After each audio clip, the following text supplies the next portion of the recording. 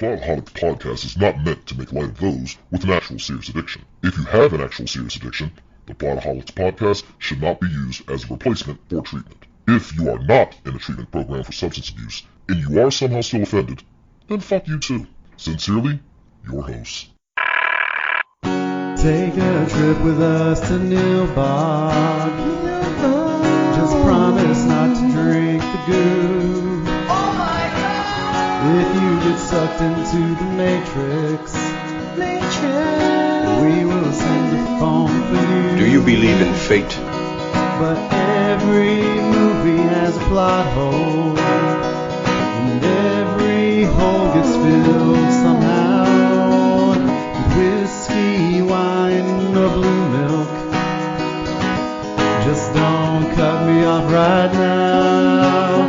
We're the Plotaholics, a breakfast club of two. We're the Plotaholics, ripping plots apart for you. Yeah, well, that's just like your opinion, man. All right. Hey, everybody. Welcome to another episode of the Plotaholics podcast. I am Shane Wilson, and I'm joined, as always, by Kylo Tan. Well, no, I'm the Tandalorian now. Oh, are you the Tandalorian now? Yeah, well, I am the Tandalorian now. Well, there's maybe a little hint as to how this is going to go. Or Bryan Tan, whatever works. Bryan Tan, how are you, man? Like, we are Christmas is upon us. We can tell that. We know that because we're here this week to talk about a Star Wars film. Star Wars movies have come out almost every December for the last years. Yeah, They might have 5 years. They might have missed last Christmas. Yeah, they missed last Christmas because what was it? When did the Force Awakens come out? That was 2016. Yeah. Yeah, let's take a gander here let's look at that at the list. So you had 2017 would have been The Last Jedi. Right. The year before that, The Force Awakens would have been 15. Right. Rogue One was 16. Mm-hmm. Solo was 18, but I think Solo came out. Came out in the summer. Right, so that was the one that was kind of off. So they missed last Christmas, but they still had a movie. And so we get the episode 9, the grand finale of the Skywalker saga. It just came out, Bryan. God, we're recording on Sunday, so it came out on Thursday. Yep. I saw it opening night at a little theater in the hills of Tennessee because I was at the cabin doing some writing, and that was the closest theater to me. It still took me an hour to get there down those winding roads, and you saw it on Saturday. Yes, I did. I went to go see it at the 11:50 a.m. showing. Did you see it on IMAX or 3D or anything like that? Yeah, I saw it in XD 3D. Okay. I saw just a standard 2D showing. I feel like that's something worth noting when you start talking about Star Wars, because it is going to be a slightly different experience that we had, at least visually. I've seen all of the Star Wars films that have come out since The Force Awakens in XD 3D. Gotcha. At least once. Well, I think we've talked about this because I saw Endgame in 3D by accident. Because I originally I wasn't a fan of 3D, but when I accidentally watched Endgame in 3D, I was surprised and pleasantly so at how far things had come. So, well, see, I never liked 3D because those old 3D glasses used to give me migraines. Right. Like really bad. Like I remember when I first purchased the Nightmare on Elm Street box set. And, the Freddy's Dead has a 3D sequence, and they had the 3D glasses, and I would put those glasses on, and it would be like stabbing an ice pick. Did it do the whole put your glasses on in 3, 2, 1. Did it No, do that whole thing? No, it didn't do any of that. It would just be. Actually, the way they did it was actually kind of inventive. You would start the 3D sequence when the character of Maggie would put on the 3D glasses. Oh, I gotcha. That was your cue to put on the 3D glasses. That is interesting. All right, let's see. It's been really hard for me to come up with or to find a synopsis on the internet. The only one that actually says anything is this one from IMDb, and all it says is, the surviving resistance faces the First Order once more in the final chapter of the Skywalker saga. Lucasfilm and Disney were keeping the specific beats and notes of this film way under wraps. They really were. And you know what? Kudos to them, man. They did an amazing job because in today's day and age, it's next to impossible to keep anything of a blockbuster film coming out secret. Well, so kudos to them for being able to do it. Yeah, I will say this for the Disney machine, and this also goes to the Marvel side as well. They've gotten very good at the marketing side of this because you've complained a lot, especially in some of your recent reviews on Plotaholics.com, about trailers that spoil. You watch some trailers and it feels like you've seen the whole movie. Looking at you, Terminator Genesis. Right, yeah. You keep throwing shade at that movie. And lately, all of the Disney properties have done a pretty good job of keeping us in the dark, but still showing us some pretty cool stuff.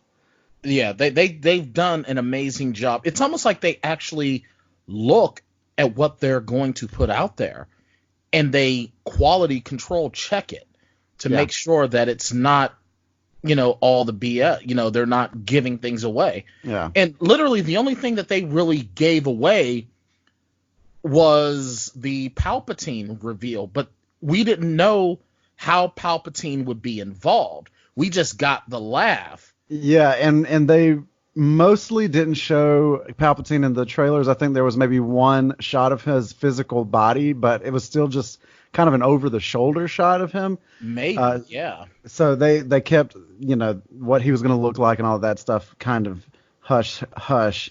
I will, let's see if I can find this really quick, because this would be nice. This is here we go. I want to read this because this is how things kick off. Now, let me ask you this, Brian.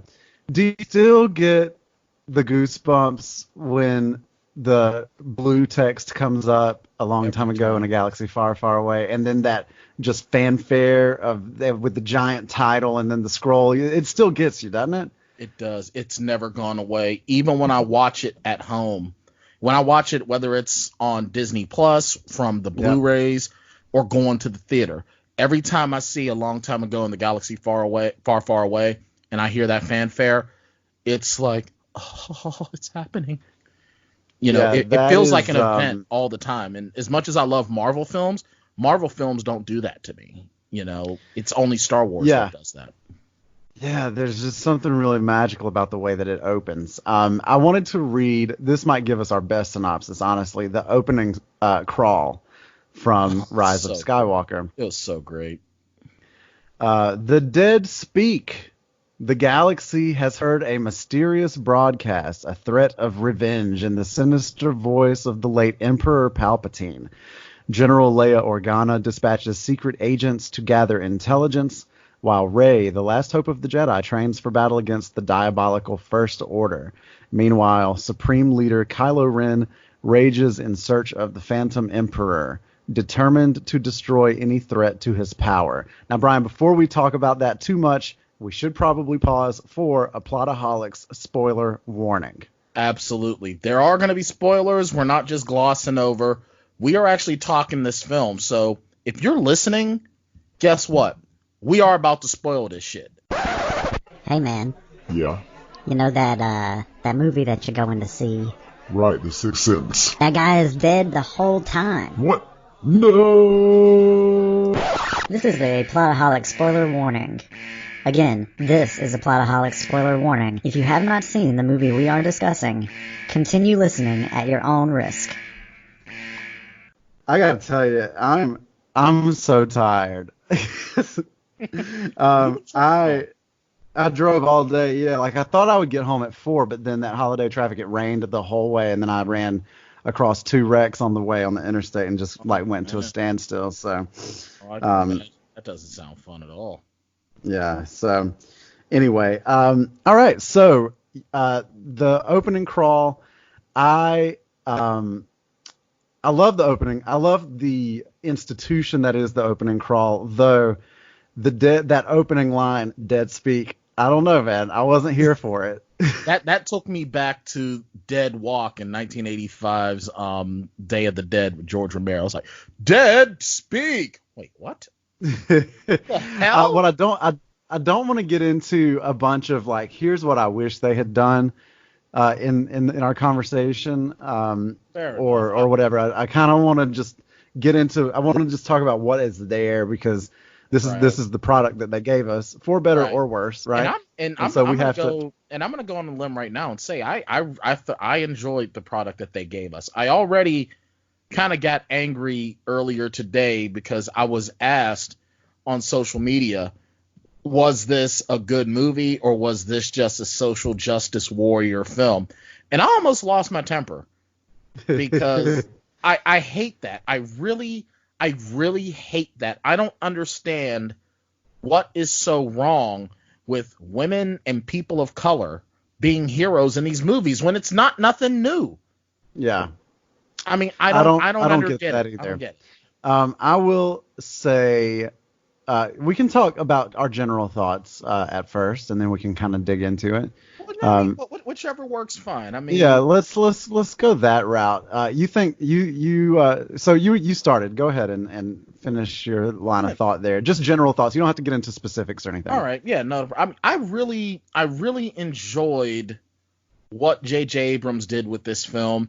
I love how it continued from Last Jedi. Last Jedi, now, when watching this film, it should have a lot more appreciation, because everything that Last Jedi set up, this film took it and just really improved upon it. You know, a lot of folks were, I guess, I don't even want to say that they were complaining. I mean, well, they were complaining a ton in Force Awakens, and then there was even more complaints about Rey and Kylo Ren and their sort of relationship in Last Jedi in some ways. How are they able to do this? And I mean, I love how they called back to their connection in the Force, and how their connection in the Force was actually really important to this plot. Well, you know, a lot of folks were sitting there saying, why does this matter? Why does this matter? Why does this matter? Well, it mattered really, really huge in the grand scheme of things in this movie. And I loved it. You know, I loved the callbacks in this trilogy. I love the callbacks to the original trilogy. I love the callbacks to the prequels. I mean, this film was very well done. And with that being said, the first act didn't really groove with me in a lot of ways because everything felt so rushed. It was almost like we were trying to light speed skip through the first act in the first part of the second act. And then once we really got comfortable in the second act, then things started to go smoother. Don't you feel like, and I want to talk a lot about the first act because it was a mess in my brain as well. It felt a lot like J.J. Abrams was trying to give us part 2 and part 3 of the trilogy that he wanted to make. And so the first act of this movie felt like he was giving us the Cliff Notes versions of the second movie that he would have made. That's exactly, you hit the nail right on the head. I'm really glad. You know, our listeners should know this before we get too deep into this. Shane and I have not spoken in days. And Shane sends me a message while I'm in the movie, and he says, I know you're seeing the movie and you're probably going to be out soon. We can't talk until we record the show. Yeah. And I begrudgingly agreed because I wanted to talk to him about this movie left, right, and center, but we wanted to have the best product for you all listening as possible. So this is us finally sort of taking the movie apart piece by piece Yeah, discussion. and I will tell you after now having listened to your general reactions to it that we may have another bad Santa on our hands. Oh, okay. Because All right. here are my general thoughts. Well, you've been talking to Joe Compton about it. I feel like you've been cheating on me. A little bit. I had to do something there. Meanwhile, 'Cause I was haven't fired up, spoken man. to anybody. I have spoken to nobody. That's fair, and I was just fired up about it, and knowing how much Joe had been looking forward to it, I was really, really curious about what he thought. So About that myself, yeah, man. for sure. I'm sure that there will be an opportunity after all of this. But here's sort of where I came down on it. I generally thought that it was a bad movie, but I still had fun sometimes. Does that make sense? I guess I understand that a little bit. So you thought the movie is bad. You think the movie is bad. I think that the story is bad, and I think that a lot of that badness has to do with how much of now, and you think your reading of it was that it sort of took ideas from Last Jedi and developed those in a different direction. But I read that as a undercut of Last Jedi. It felt like a lot of this movie was written to undo what was done in The Last Jedi. And I think that one of the most this might be this is probably not the strongest evidence that I can cite for this idea, but it is, I think, a strong piece of evidence, and that is just what they did with the character of Rose in this film, which is nothing. That upset me. It upset me very much that Rose did next to nothing. Rose was very, very little utilized, which she probably had I could count the number of lines that she had probably on one hand, honestly. Yeah, like the thing is, Rose was such an integral character in Last Jedi, and then now she's just sort of there. And it's like, she's there in a sense to give us hey, look, that girl that was there before, here she is. And I didn't like that. I really wish they could have done more with her, because she was very important to Finn's character arc to get him to this point. And I'm not even really sure that they interacted. Maybe they had one interaction. They had some interaction, but it wasn't near as much. It was nothing like, I saved your life by crashing into your plane. Do you remember that? Yeah, right. Well, I also think this is also takes place like a year later. And, in a year, people sort of grow apart, because in the first film, there was a heavy implication that Finn was feeling romantic toward Rey. Mm-hmm. And then Rose shows up in Last Jedi. And then now in this one, it's like the romance toward Rey is still there, because Rey and Finn didn't really have a lot of interaction in Last Jedi. Right. This is ultimately, every time we've talked about any of these movies in any of our shows, be it the live show or whatever, I always say that you can only judge these movies once the entire story's been told. I agree. And now that the entire story has been told, I think that the story is pretty weak. And I think that it's mostly because they didn't have a clear map for the story that they wanted to tell when they started telling it, and they just kind of made it up as they went. And I think that that's also a byproduct of having, originally we thought there would be 3 different directors doing this thing, and then obviously Trevorrow stepped away or was let go, and they brought JJ back to finish it off. And honestly, thank God, because at least there's some continuity there. I don't know what we would have gotten if we had gotten 3 different movies from 3 different people. I think that JJ should have been given the keys from the beginning. Let him make all 3 of them. I don't know why he didn't want to, or why they didn't want him to.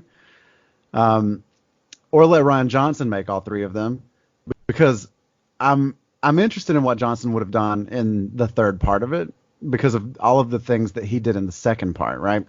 Now, one of the things that I loved Now, I am a huge fan of Last Jedi. It's one of my, I would say, top 3 favorite Star Wars properties of all time. Okay. Big fan of it, and one of the reasons that I like it is because of its subversion and of expectations and what it does to change the rules. But it doesn't really change the rules, I don't think. It just shows us something new.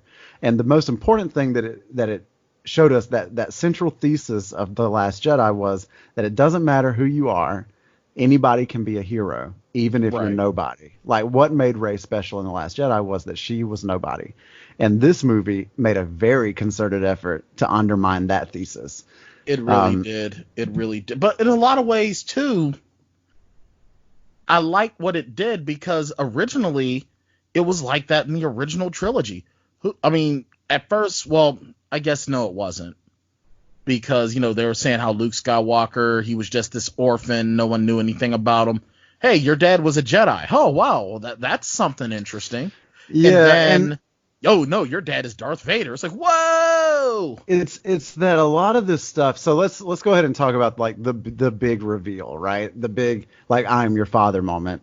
And we'll get into more of the sort of, like, finer details of this stuff as we go. But let's go ahead and talk about the elephant in the room, which is the reveal from Kylo. One last spoiler warning. We're here at from what it's showing on my end of things, Shane, we're at the 21-minute mark. Yeah, so we're right around that. If you don't want to know, pause, go watch the movie, and then come back. All right, so we have this. Well, a lot of this is happening. The big reveal happens when the crew has gone to Kijimi. They're on that planet, and they think that Chewie is on Kylo Ren's Star Destroyer. So Rey has gone to get him, but she has this sort of face off with Ren in the docking bay, where Ren says, and here's my exhibit B for this movie was just designed to undercut The Last Jedi. Okay. Because The Last Jedi made a major point. And now there was always speculation that Kylo was lying, or that wasn't the truth or whatever, right? Mm-hmm. But it was how it was done. There was so much in this movie that undid what Last Jedi did with just like a throwaway line of dialogue. Like, he's like, I know I told you that your parents were nobodies. Well, that wasn't entirely true. They were somebodies, but they pretended to be nobodies because they were hiding. Like, they're like, what? Yeah, well, see, here's my thing. We all knew that he was lying when he said that, your parents are just nobodies. But did we know that? Because that movie really invested, or like really dug in on that thesis that anybody can be special. Well, it ended with a shot of the stable boy using the Force. Like, that was the central thesis of that movie. Right, and I dug that a lot. Yeah. But in this one, she is still going with this idea that she's a nobody. So it still sort of carries it. Right. Well, here's that big reveal. Right. It doesn't change anything to me. She's still Rey. I understand that, but it changes the fact that she's okay. So yeah, she's still Rey, and she's accepted that, right? But now we have to come to terms with the fact that she's not just Rey, that she is one of these two freaking families. Like, you're telling me that in this giant galaxy full of space wizards, that you have to be a Palpatine or a Skywalker to matter? Right. And my whole thing, and I was telling Sharon this, I would have rathered Rey been a clone of Palpatine. Yeah, so speaking of clones of Palpatine, here's another thing that they just kind of tossed to the side from The Last Jedi. I created Snoke, and and there's just like a barrel of dead Snoke, like yeah, what's science projects. What's bad is that I really feel like I walked out of this movie enjoying my experience, and now I'm remembering the things that did make me go, what the fuck? Well, there's a lot of those. Now, here's the other thing. I am planning on going to see it again, and I hope I have the opposite experience, right? I am too. Well, see, I'm afraid. Well, see, here's my thing. The things that you're pointing out, I guess in my own like conscious mind, I was able to just accept. Right. Now, as we're talking about, it's like, you know what? Yeah, you're right. So I'm afraid to go see this now. I'm afraid to go see this again. It feels it suffers from a little bit of that Phantom Menace magic. Like when we left the theater after the Phantom Menace, we were all like, "Oh my god, it was the first Star Wars in so long. It was fucking awesome." And then immediately, like a week later, we were like, "I don't know, actually." Like, yeah. Like the more you think about it, it's a little bit different, you know. And so there was just a little there was a little too much. We take this stuff back from The Last Jedi, and it was also a little I don't know. There was this. Let's talk a little bit about this journey to the Wayfinder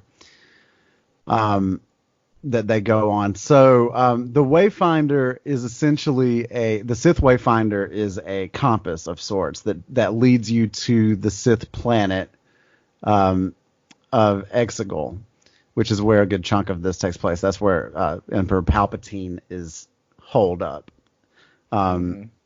With a bunch of like crazy faceless cloaked figures. I kind of feel like they really tried to take aspects of Knights of the Old Republic into this as well. You know, and I'm not, yeah. Now there are a couple of those things that could have been really interesting. The fact that this was an old Sith language that 3PO is forbidden from translating and stuff. That you know, was kind of cool. thing.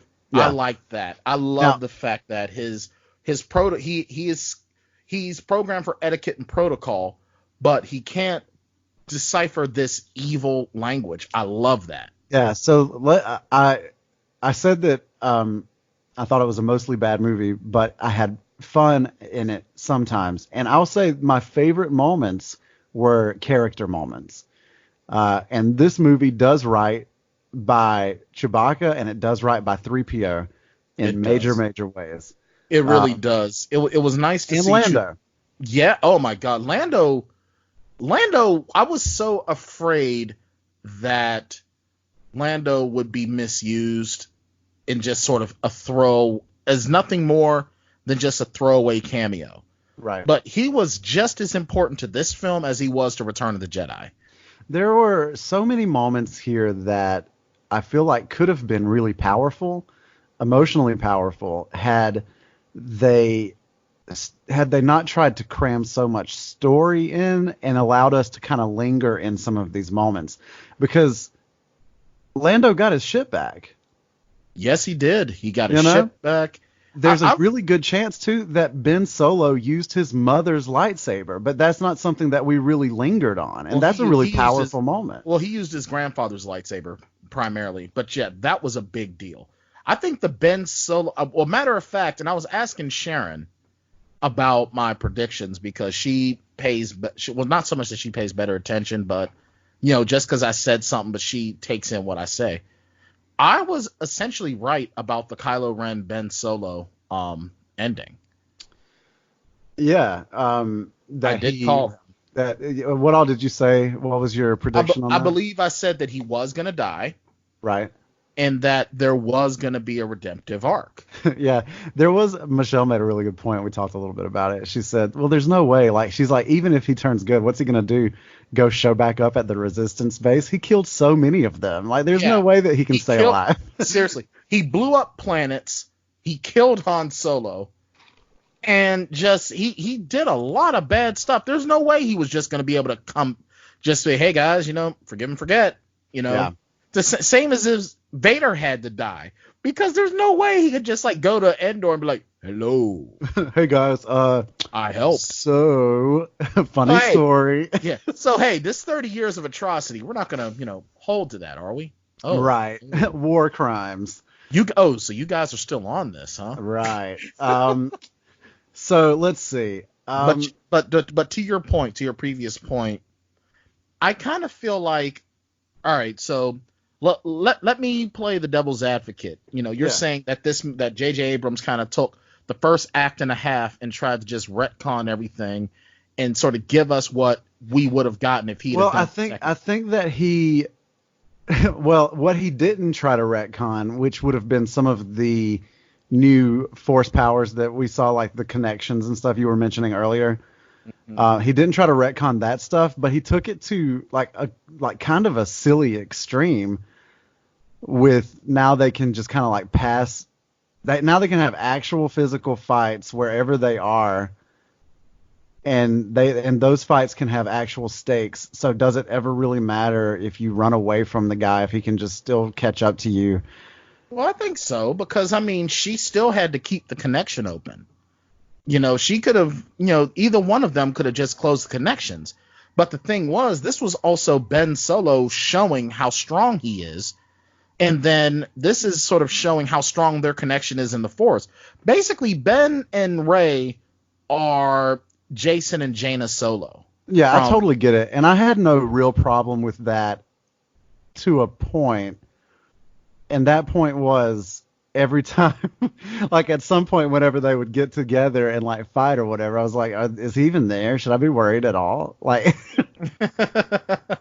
well, my whole thing is with this film is that I can understand, it's almost like J.J. Abrams is trying to cram a lot of Last Jedi into like the Last Jedi into the first act and a half of this film.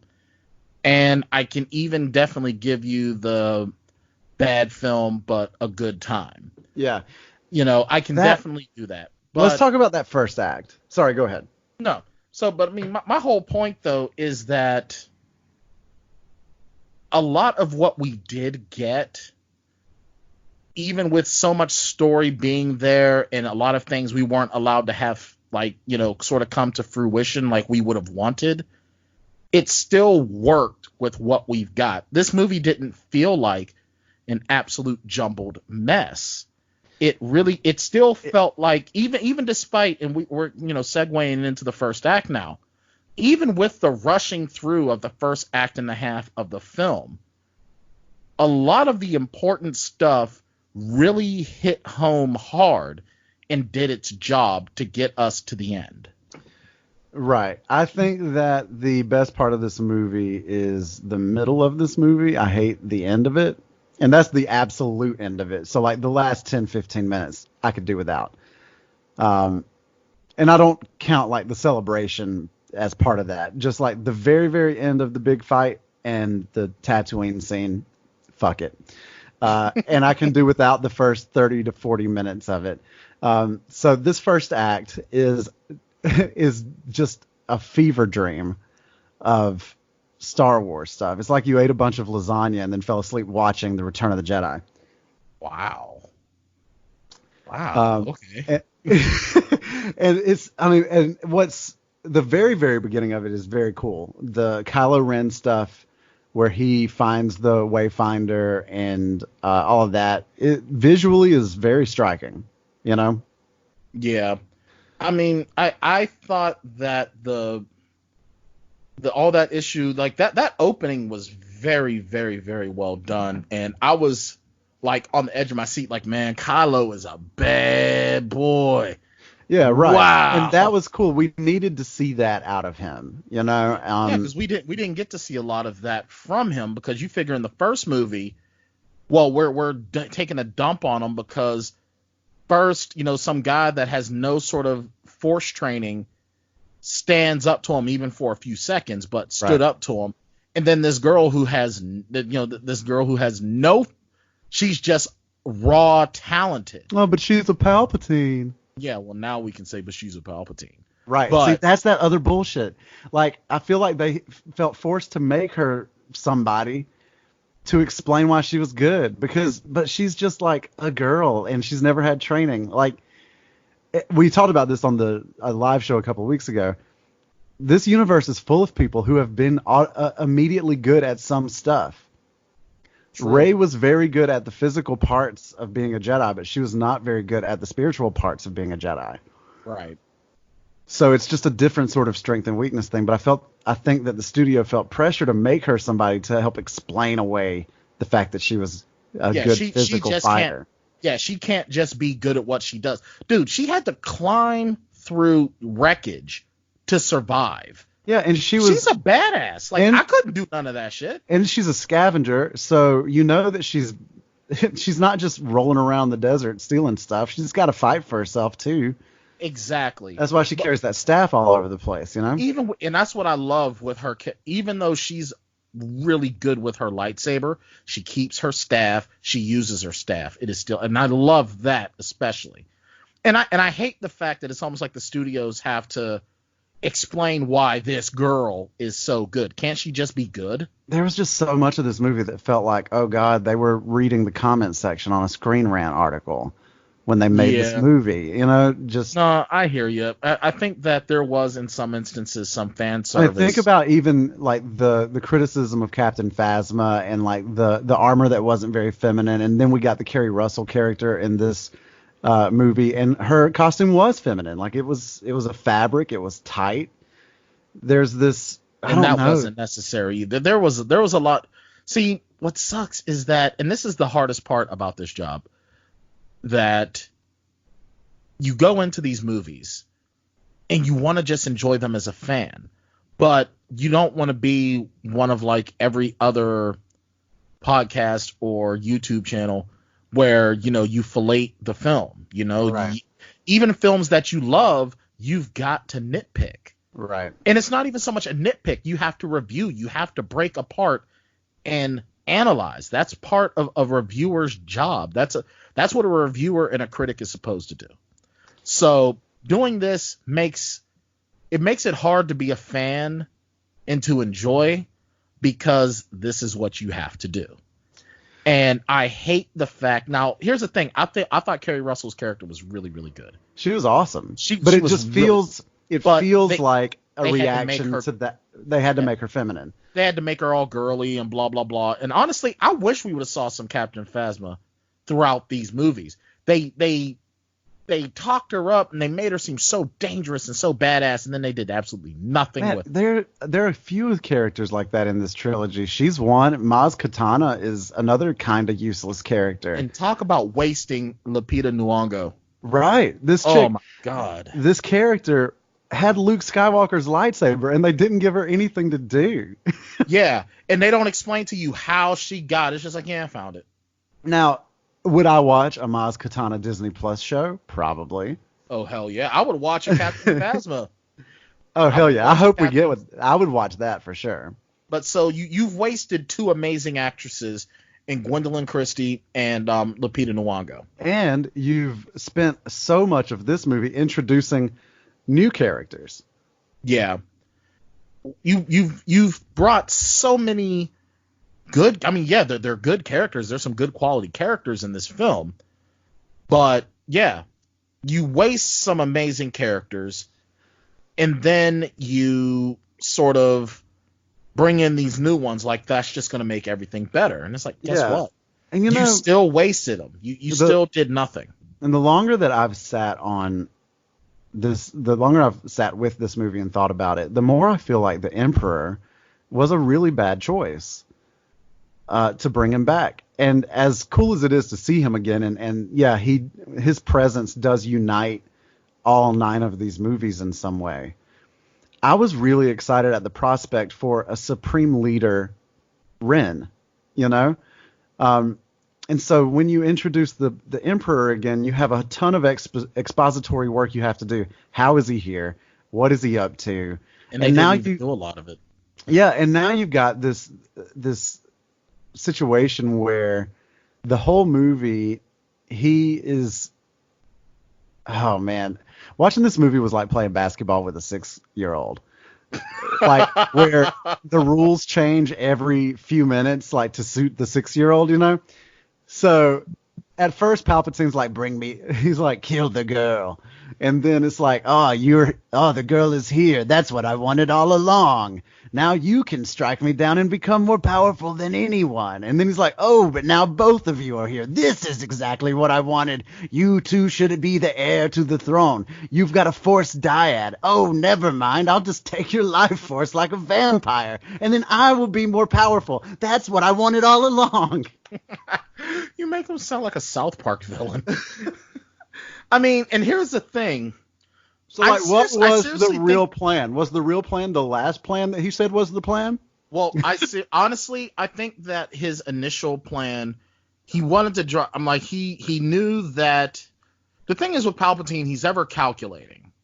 I think that. So I think his first idea, like the first pitch to Ren, where he's like, "This fleet will be yours." I think that was bullshit. That was the misdirect. Yeah, he was just trying to get Rey.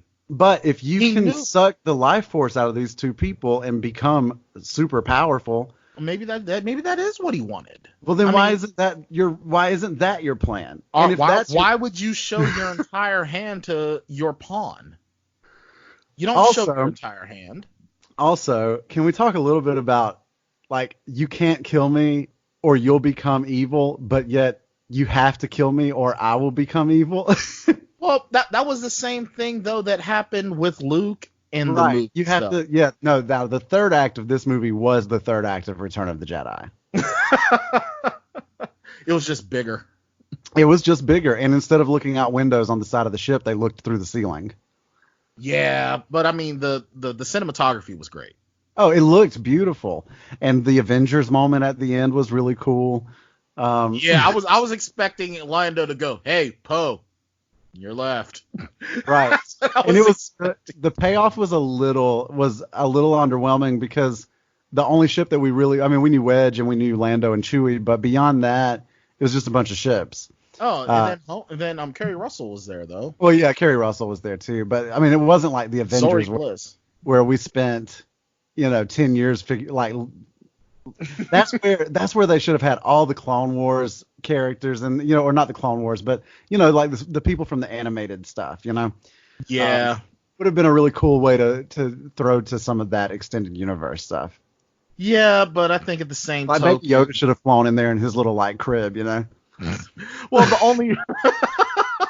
Well, honestly, I think the only reason why it worked like this is because where with the Marvel movies, we were really, really invested in all the people that died in the snap, right? Right, yeah. Exactly. In this, we're more invested in what's going to happen to the galaxy. Right. So all of these that's really just a quibble.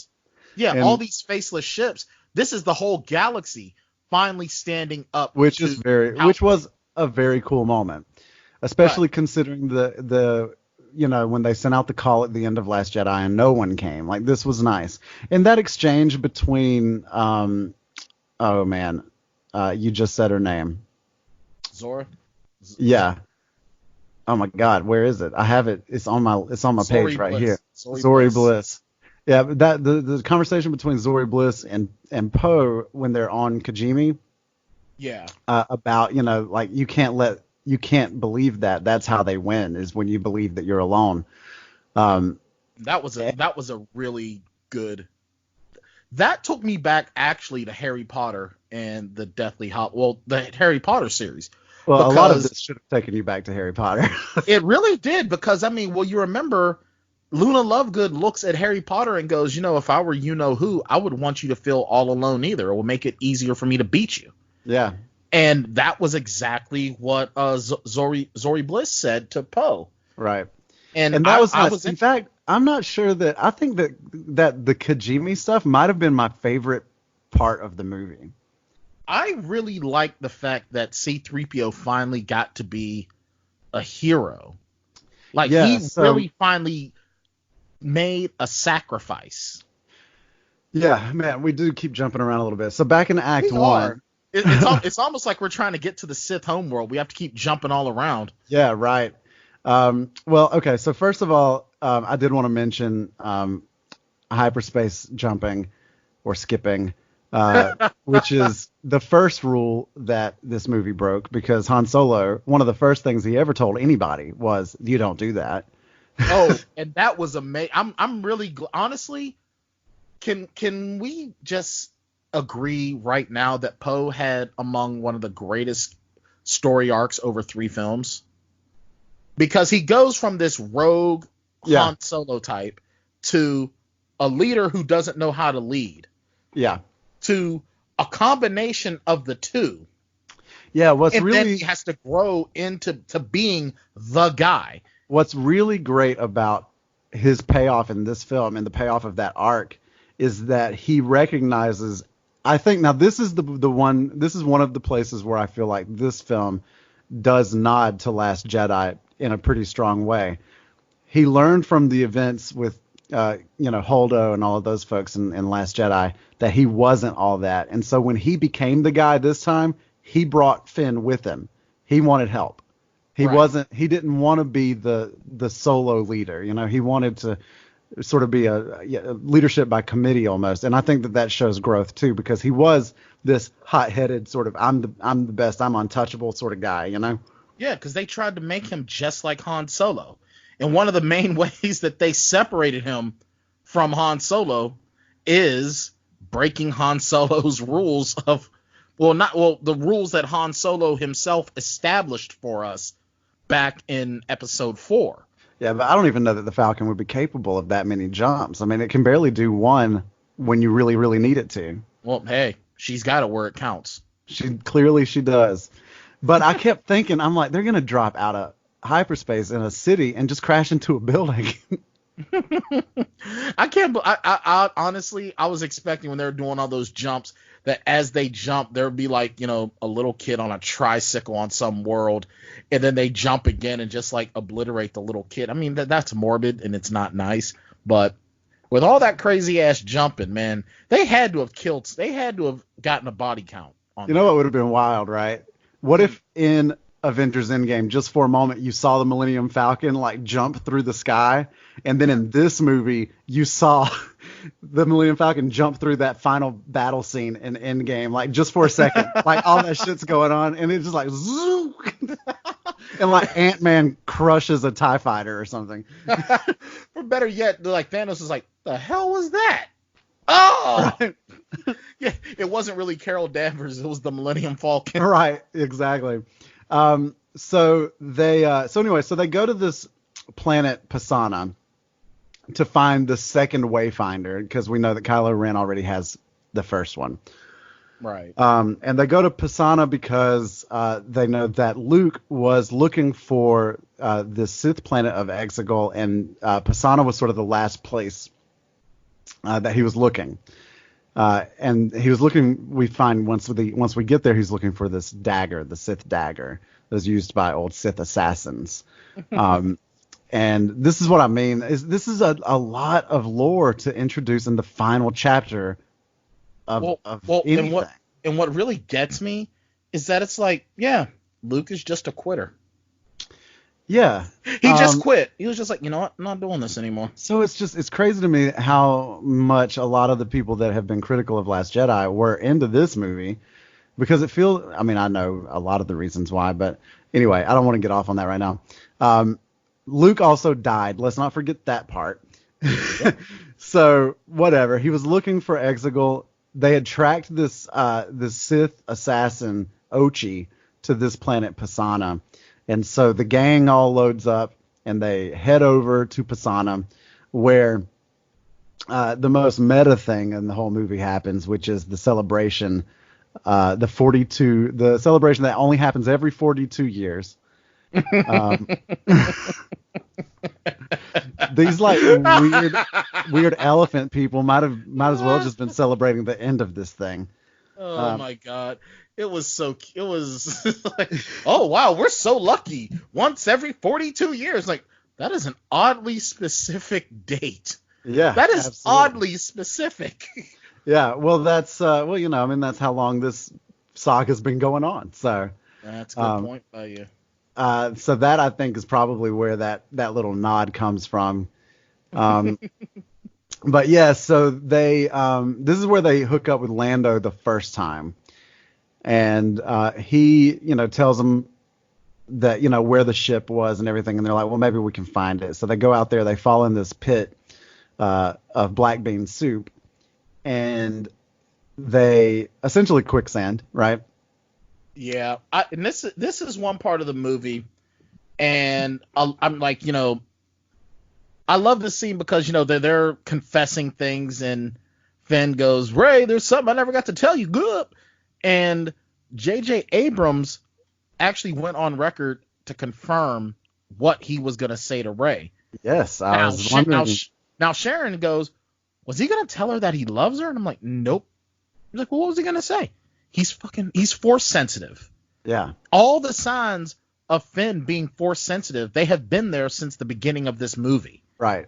And I'm telling you right now, these three characters the only three characters in this whole saga that have gotten this much of a character development have been our original trio of heroes.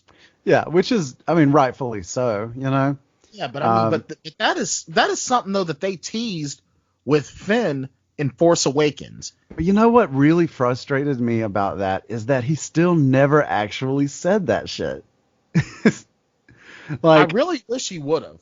Yeah, I wish he would have too, because again, then that sort of reaffirms what we thought The Last Jedi was about. But they never let him say it.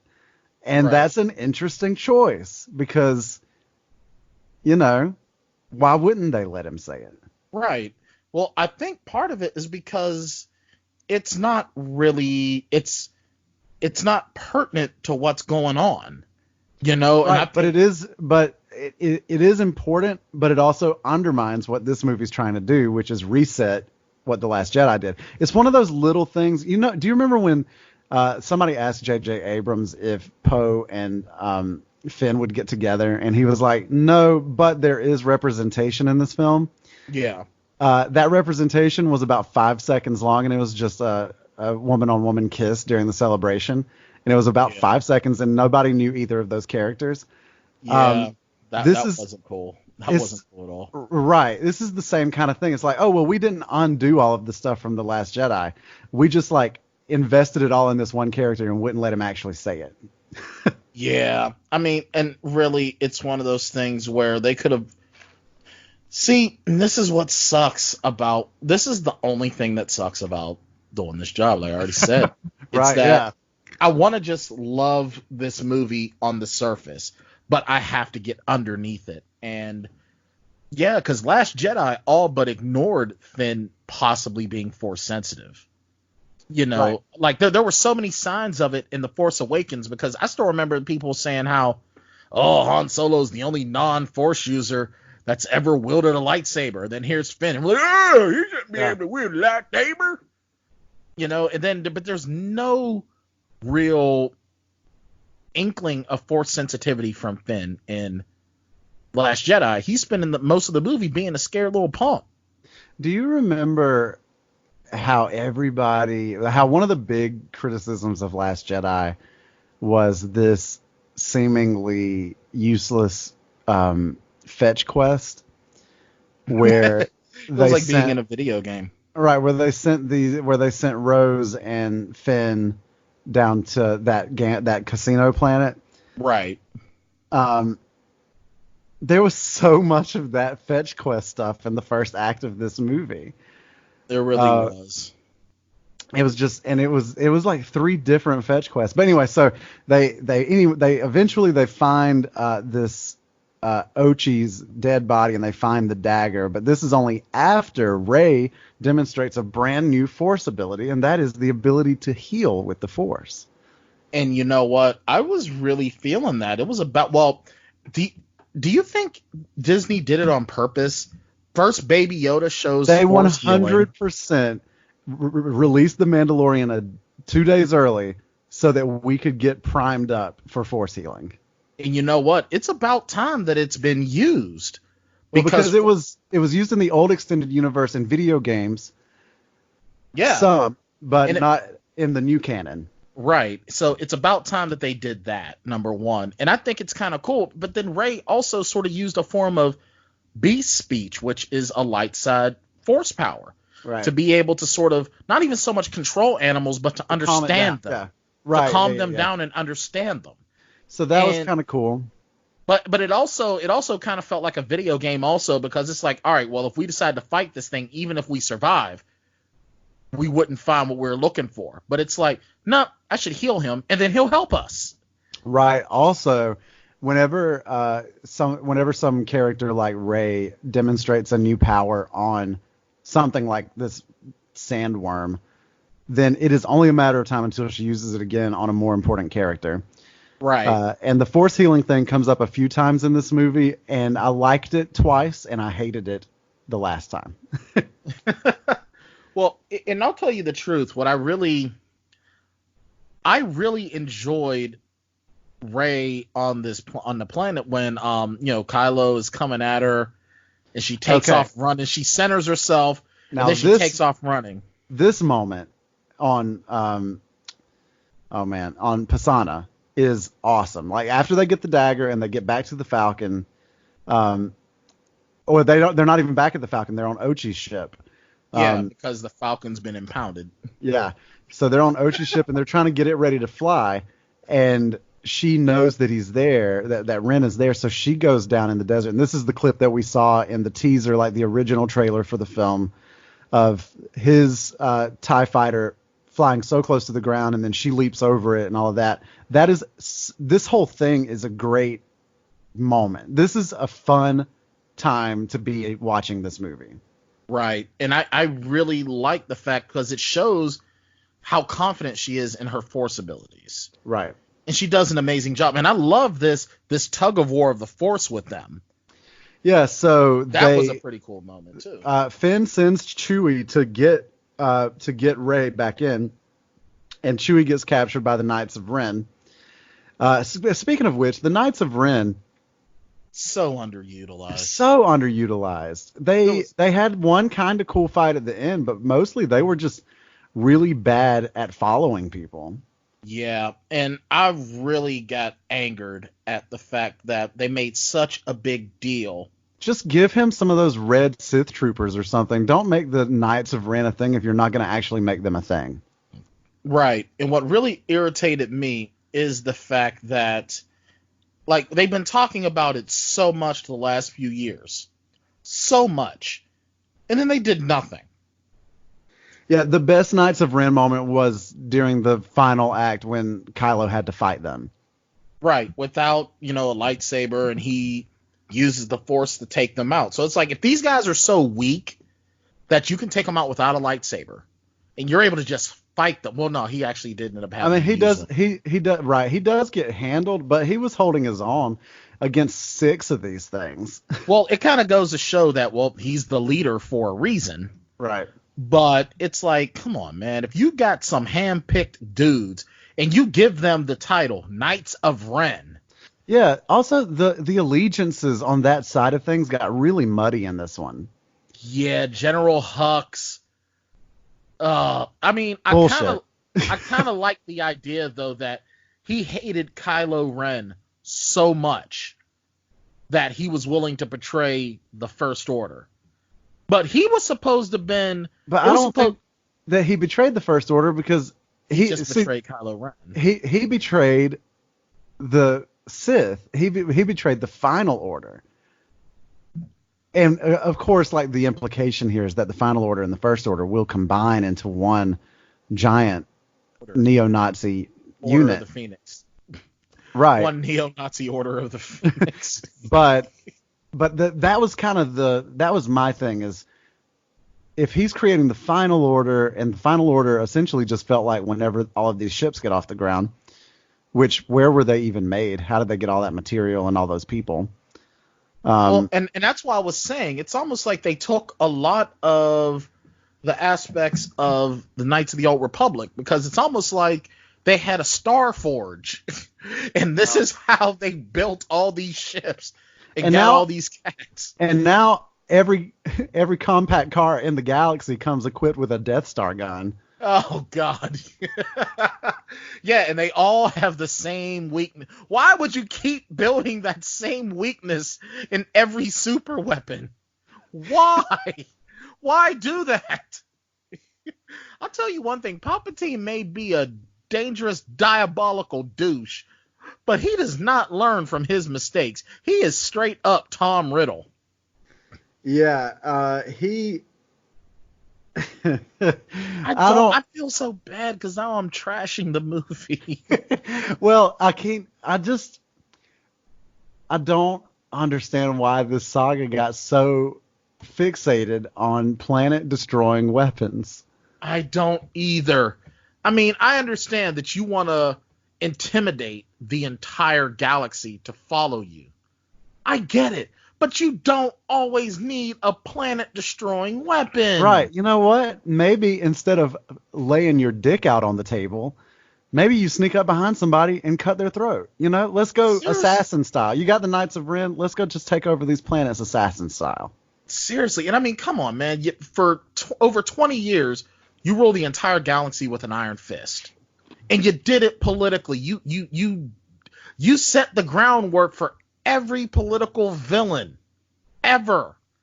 You can't do that shit again. Well, and that's what, in hindsight, what makes the prequels an interesting part of this saga is that they took a different route. They, at the end of each one of those movies, you didn't have another bigger weapon blowing up more planets. Damn. You know what? I love this movie so much for 24 hours. 24 and a half hours. Now I'm picking apart everything. And as I pick it apart, I'm just like, Man, there are a lot of loose threads here that if you start tugging them, the whole sweater goes. That it really is. This is like a dollar store sweater that grandma got you for Christmas because, she doesn't have a lot of money because she's living on a fixed income because of her Social Security. Right. So anyway, so we meet, like we said, they find the dagger. 3PO reads it, can't translate it though because it's forbidden. We've covered that part. But Poe knows these folks on Kijimi that they think might be able to get in there. The only problem is that it would wipe C-3PO's memory. Like he has the dagger text memorized, but in order to translate it, they have to override his programming. And if they override his program, then his memory gets wiped.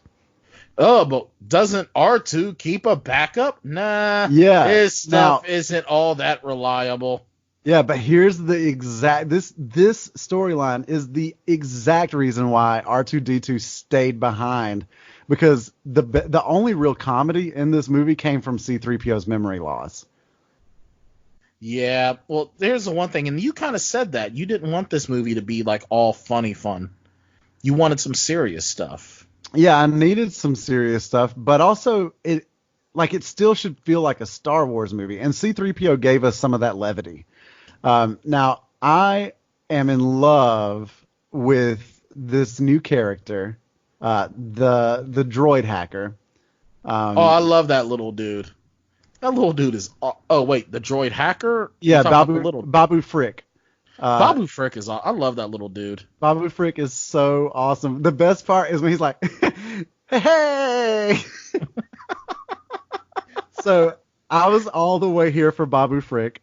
I like the fact though he's like happy, like everyone's celebrating. He's like happy.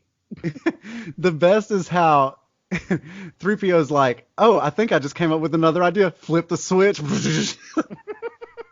Like I think that the Kijimi bit was really good, and it was needed for a little levity. But then we got, the coordinates of where this Wayfinder is going to be, the planet. It's actually one of the other moons of Endor. We're not going back to the forest moon of Endor, but we're going back to one of those moons because we're going back to the old Death Star. And I was really, really happy about that. I thought it was really cool that, we had to go to the other forest moon.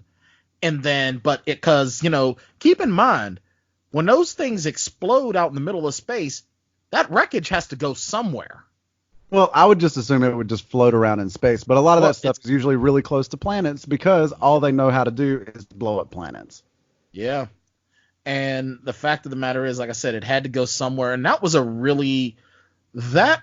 very, very good sequence of, going back there. And we get to meet on this new Forest Moon one of my new favorite characters in this series. And I'm trying to find Jana. Yeah, Jana. I loved her character. Once again, someone who didn't get a lot to do, but she made the most out of every moment she had on screen. She was great, and don't get me wrong, I loved her character, and I loved Kerry Russell, and I loved Bobby Frick, but that's just a lot of new people to introduce. Just like there's a whole bunch of new lore about Sith daggers and Wayfinders and all of this Well, stuff. it's not a Wayfinder. It's a Sith holocron, okay? That's number one. It's a freaking holocron. That's you don't fair. have to give it a brand new name. That pissed me off. It's a freaking holocron. Well, here's the other thing, right? You're a writer, right? I am. Would you ever get to the last chapter of your book and introduce that much new shit? No. I would have little bits and pieces of it in the story. Rest of it, at least in the if you're gonna do three story arc, then you would at least introduce this stuff in the first and second parts of that story. Right. I would at least try to have maybe some minor characters from like the first bit sort of get a larger role in the last bit.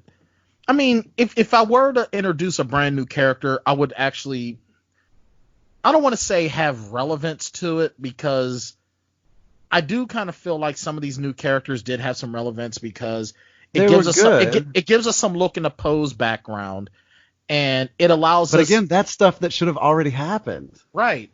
And the thing is, with Finn, it kind of makes him not as special, because what made Finn so special was that he was a stormtrooper that knew it was wrong and rebelled.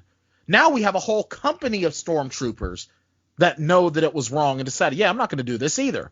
And yeah, they all decided to lay down their weapons. Yeah, and I mean, it's cool, because part of me did wonder, why didn't any stormtroopers decide they didn't want to do this? You know? Yeah, now it's cool to know that there were other defectors, you know?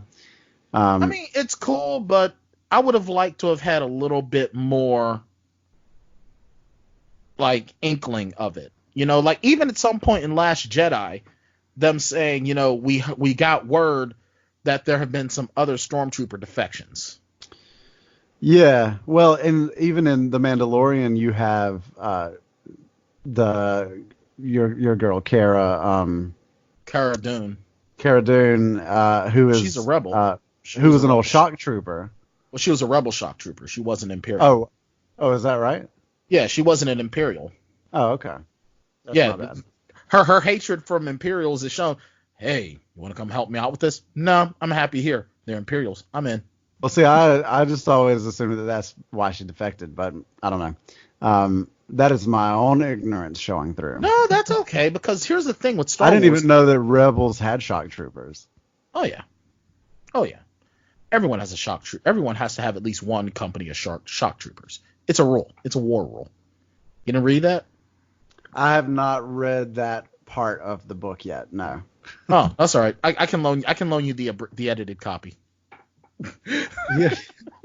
Is it gonna have that chapter edited out? Because I'm pretty sure that's the copy that I read. You're reading the edited version. I have the unabridged version. Right. You know what? You know what else is, I think, what gets in the way of this new trilogy, and this is going to be an unpopular opinion.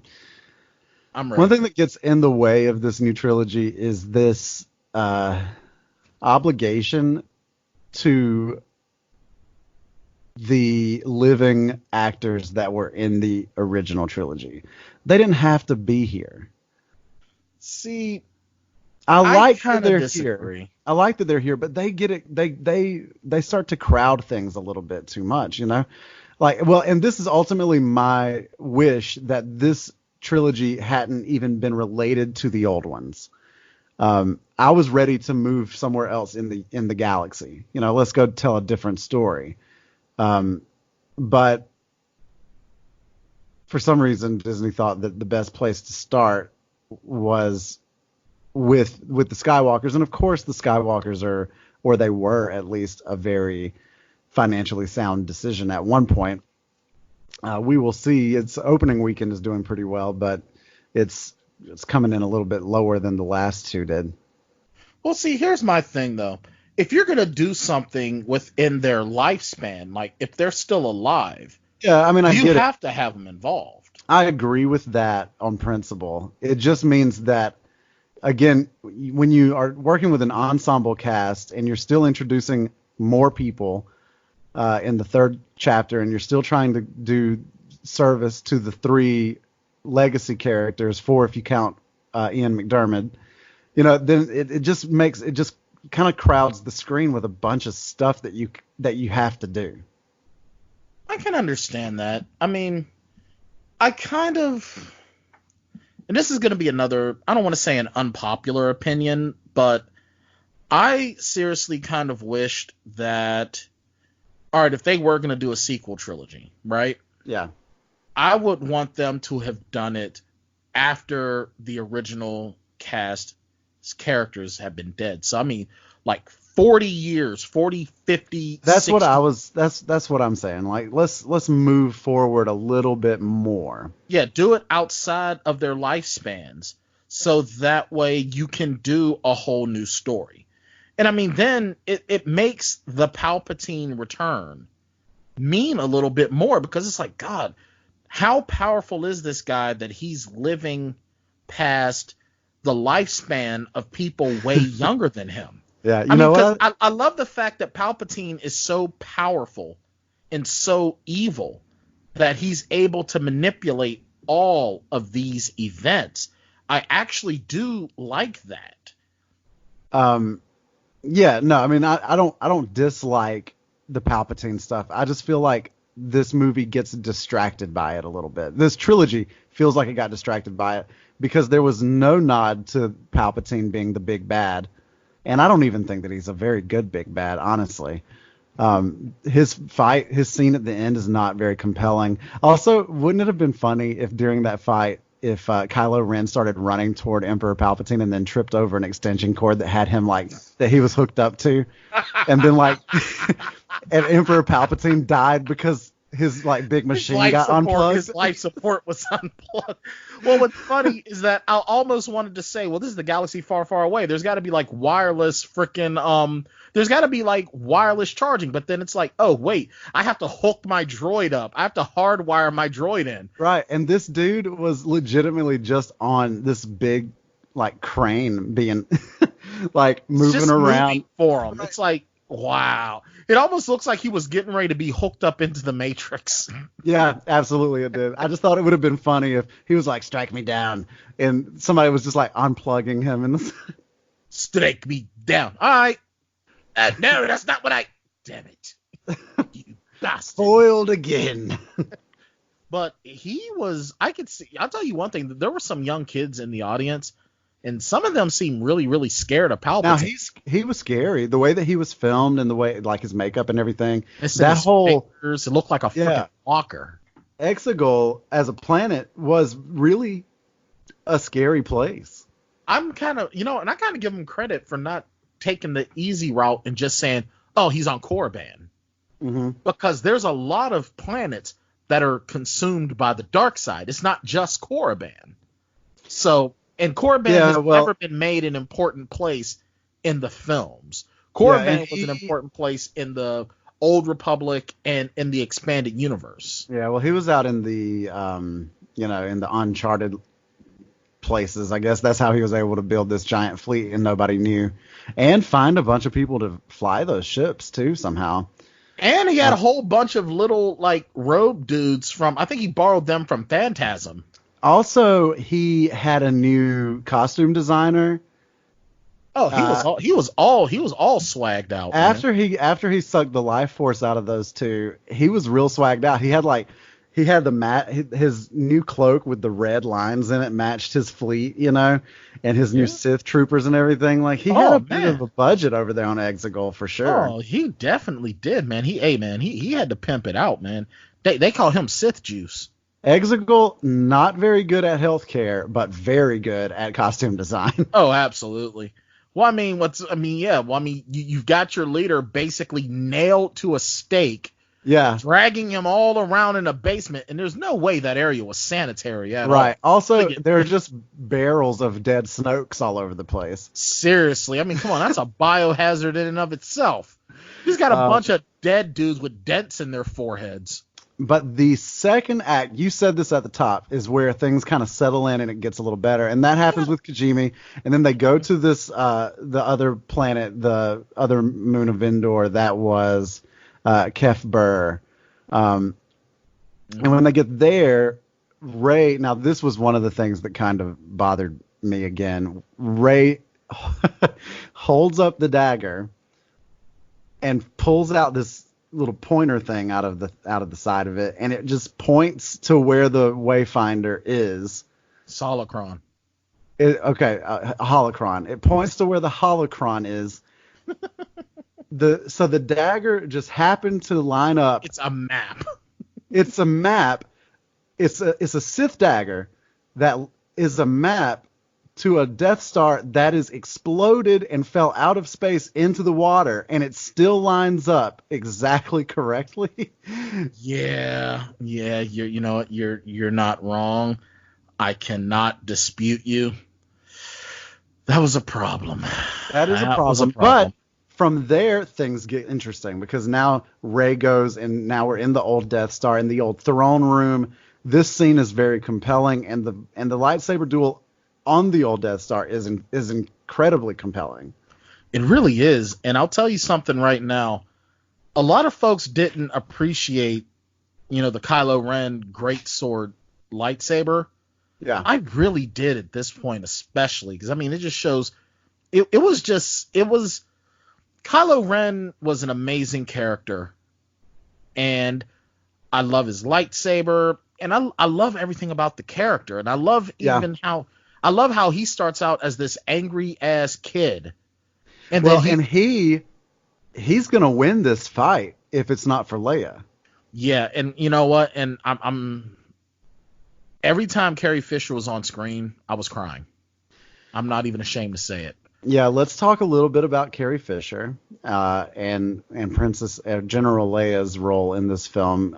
We were told that there would be that they were only using old footage that was not used from The Force Awakens, but we find now that is not entirely the case. They had to have started filming a little bit before she died, or maybe she knew that she was ill, and so they started filming some scenes. Well, some of that was CGI too. You know what? I couldn't even tell. Well, you got the young Leia, that was obvious. Well, the young Leia was obvious. That was obvious. But some of those places, so what I've heard is that they had Billy Lord stand in as a body double on some of those scenes, which is nice, and that they had a 3D print of her from, obviously left over from Rogue One, that they used, and there's a woman that they've used as voiceover work for her to fill in some gaps in the past. Okay. And so or in animated series and things like that, and that they did some of that stuff because they didn't do a ton of that because the stuff that they had from her was pretty vague and open-ended that could be used pretty much anywhere. Mm-hmm. But that stuff wasn't seamless. It felt a little clunky sometimes, but it was still good to see her, and it was also good to see that she was an important part of the story. I love the fact that it shows just how important she is as a character and really how much she was loved as an actress and as a part of this series. She was just, and I even love the nods toward her when they even said, I believe at one point it was said, goodbye, princess. And, I think that was Maz Kanata. Yeah. And it was just beautifully done. And it was, I don't know, it was just a gut punch. It really was. But Leia being there, it was very emotional because I knew that it wasn't going to be a lot of her. Even in the last few movies, she hasn't done a whole lot. But she's still so important. Yeah, for sure. And it was really great that they did that with her. And Now, and she used the last bit of energy that she had to reach out to Kylo, and when she just said that name, Ben, it froze him for a minute, and that gave Rey a moment to get the upper hand on him. But he was going to beat her because he had worn her down. She was tired. And she was fighting with anger. She was actually showing some dark side, some aspects of the dark side. Where she was well, fighting for the with second a lot of time, anger. right? Because we kind of skipped this over because she definitely blew up that transport ship with force lightning. Yes, she did. Oh, yes, she did. And that was badass. Was intense. Mm-hmm. It really was. I do hate how often this movie was like, this character's dead. Psych. Did it with Chewbacca a lot. Yeah, did it with 3PO a little bit. Yep. Did it with Kylo twice. Yeah. But I will say this. Did it with Rey. Yep, did it with Rey as well. But see, what I really thought was cool. Did it with Han Solo. I'm just kidding. No, but I did like that Han. I love the nod back to Force Awakens with the Han Solo scene. Okay, let's talk about the Han Solo scene because I hated it. Now, hold on a minute. Stick with me. The Han Solo scene was clear pandering. It doesn't make any sense that it exists. The dude's not a ghost. He's just Kylo Ren's memory. So it's just Kylo Ren talking to himself, which is stupid. But it was nice to see Harrison Ford back. You don't talk to yourself when making decisions? I mean, sure I do, but it's just kind of like, it's just cheesy the way that it's filmed. It's just pandering. I didn't see it like that. I saw it as a character arc for Kylo Ren becoming Ben Solo, because he was always, especially when it came to his parents. The only reason that was Han Solo was because Carrie Fisher was dead. Like, yeah, I agree. And they needed something. They needed something. They needed something to bring him back. But I think part of it was his mother dying. And then I would think that the reason why he couldn't see her Force ghost is because he hadn't made that decision to come back to the light. Yeah, I don't know, man. That whole thing just really felt...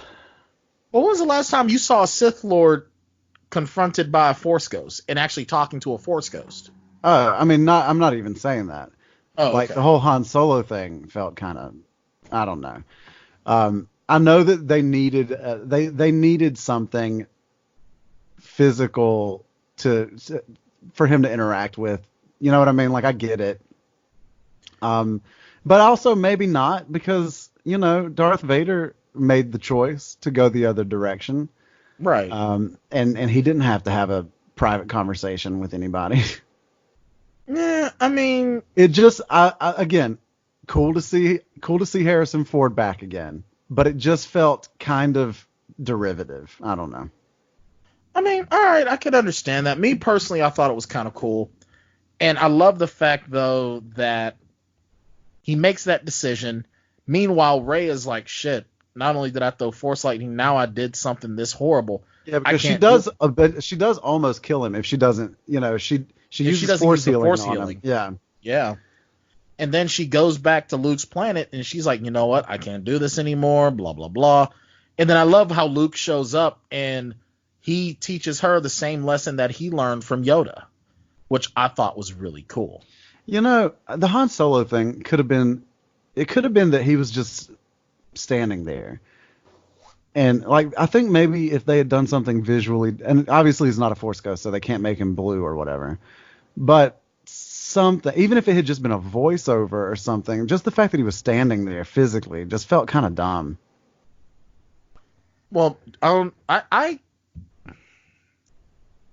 see, I understand where you're coming from, but I can't 100% agree with it. Like in The Lion King, Mufasa came to Simba in the clouds. That's cool. Right.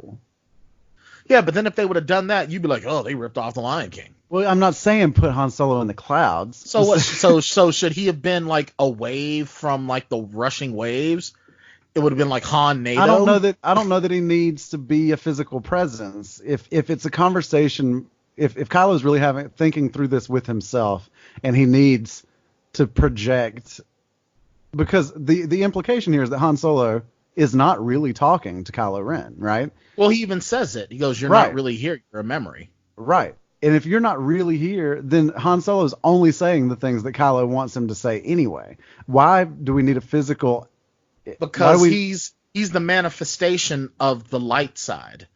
He's the manifestation that's trying to talk him into being who he truly is. But he's not. He's not a manifestation. He's not a ghost. He's not anything. Well, he's just a memory. He's a projection. He's his own thought projection. I mean, you don't know how the Force works. His memories. Han Solo isn't using the Force. Like, this is not a Force. But the Force is using his memory to sort of guide him. You know, they always say that the Force manipulates. You know, it's so much. It's an energy field that influences our actions, and blah blah blah blah blah, yada yada yada. How do we know that that's not the Force influencing his action right there? So the Force is a light hallucinogenic? Yeah, why not? I don't know, man. I just thought it just felt like more pretty easy fan service to me. I mean, and that's fine. I get it. I can understand. We talked about how there was a lot of fan service in Avengers and how it did not feel heavy-handed. It all felt earned, But in this movie, all of it just felt either cheap or I won't say all of it, but a lot of it felt either cheap or it felt like it was done to directly undermine something that Last Jedi did.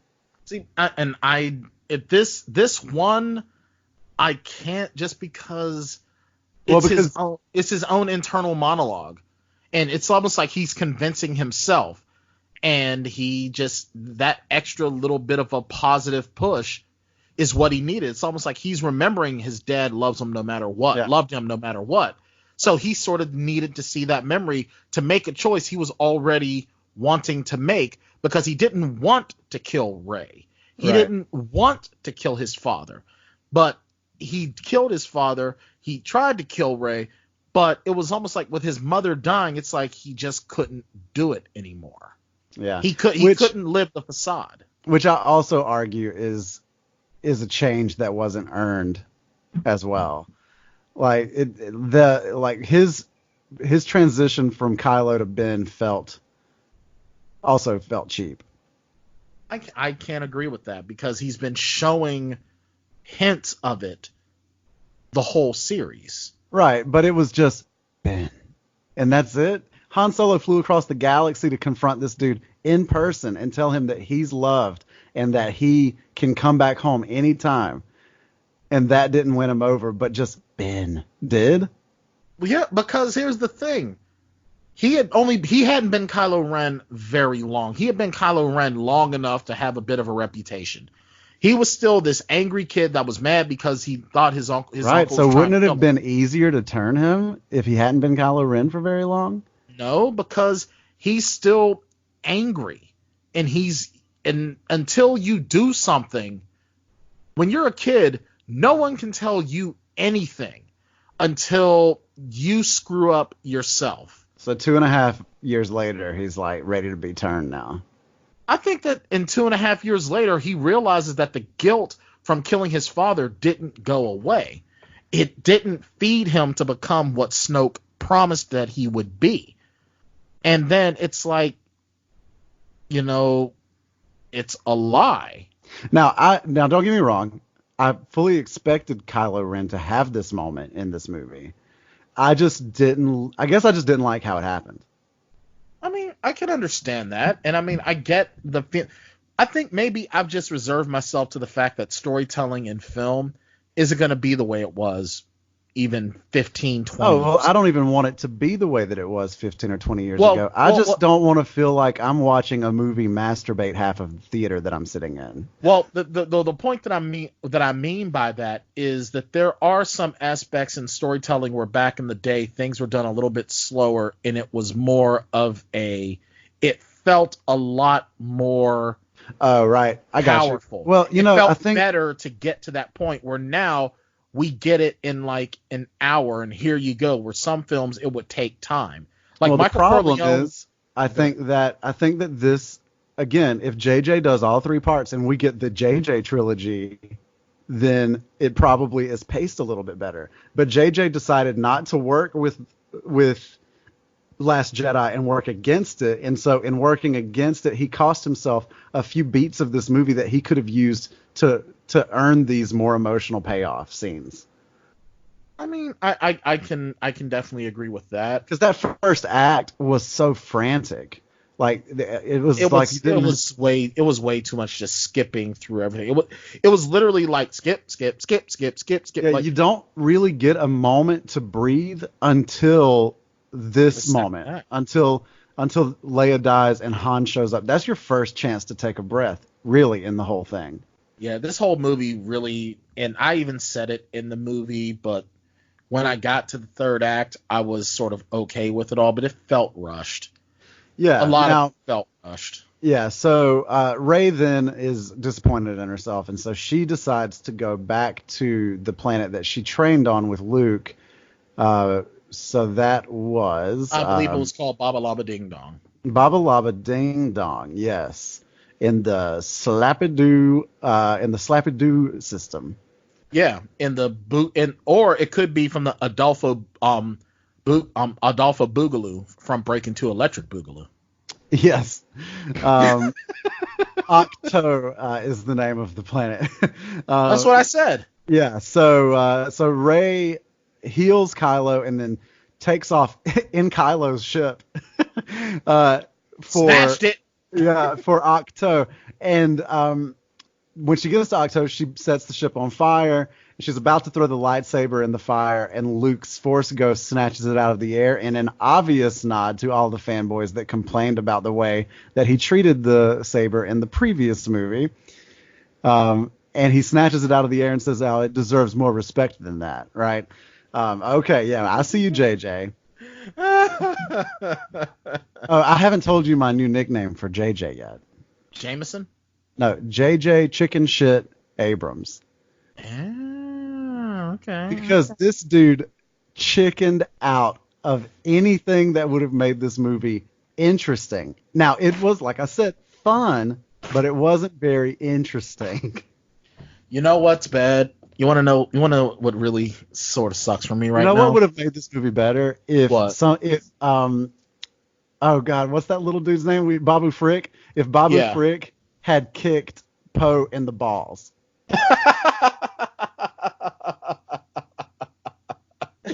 Oh God. And then what? And then freaking. And then just went, ha ha! Joy!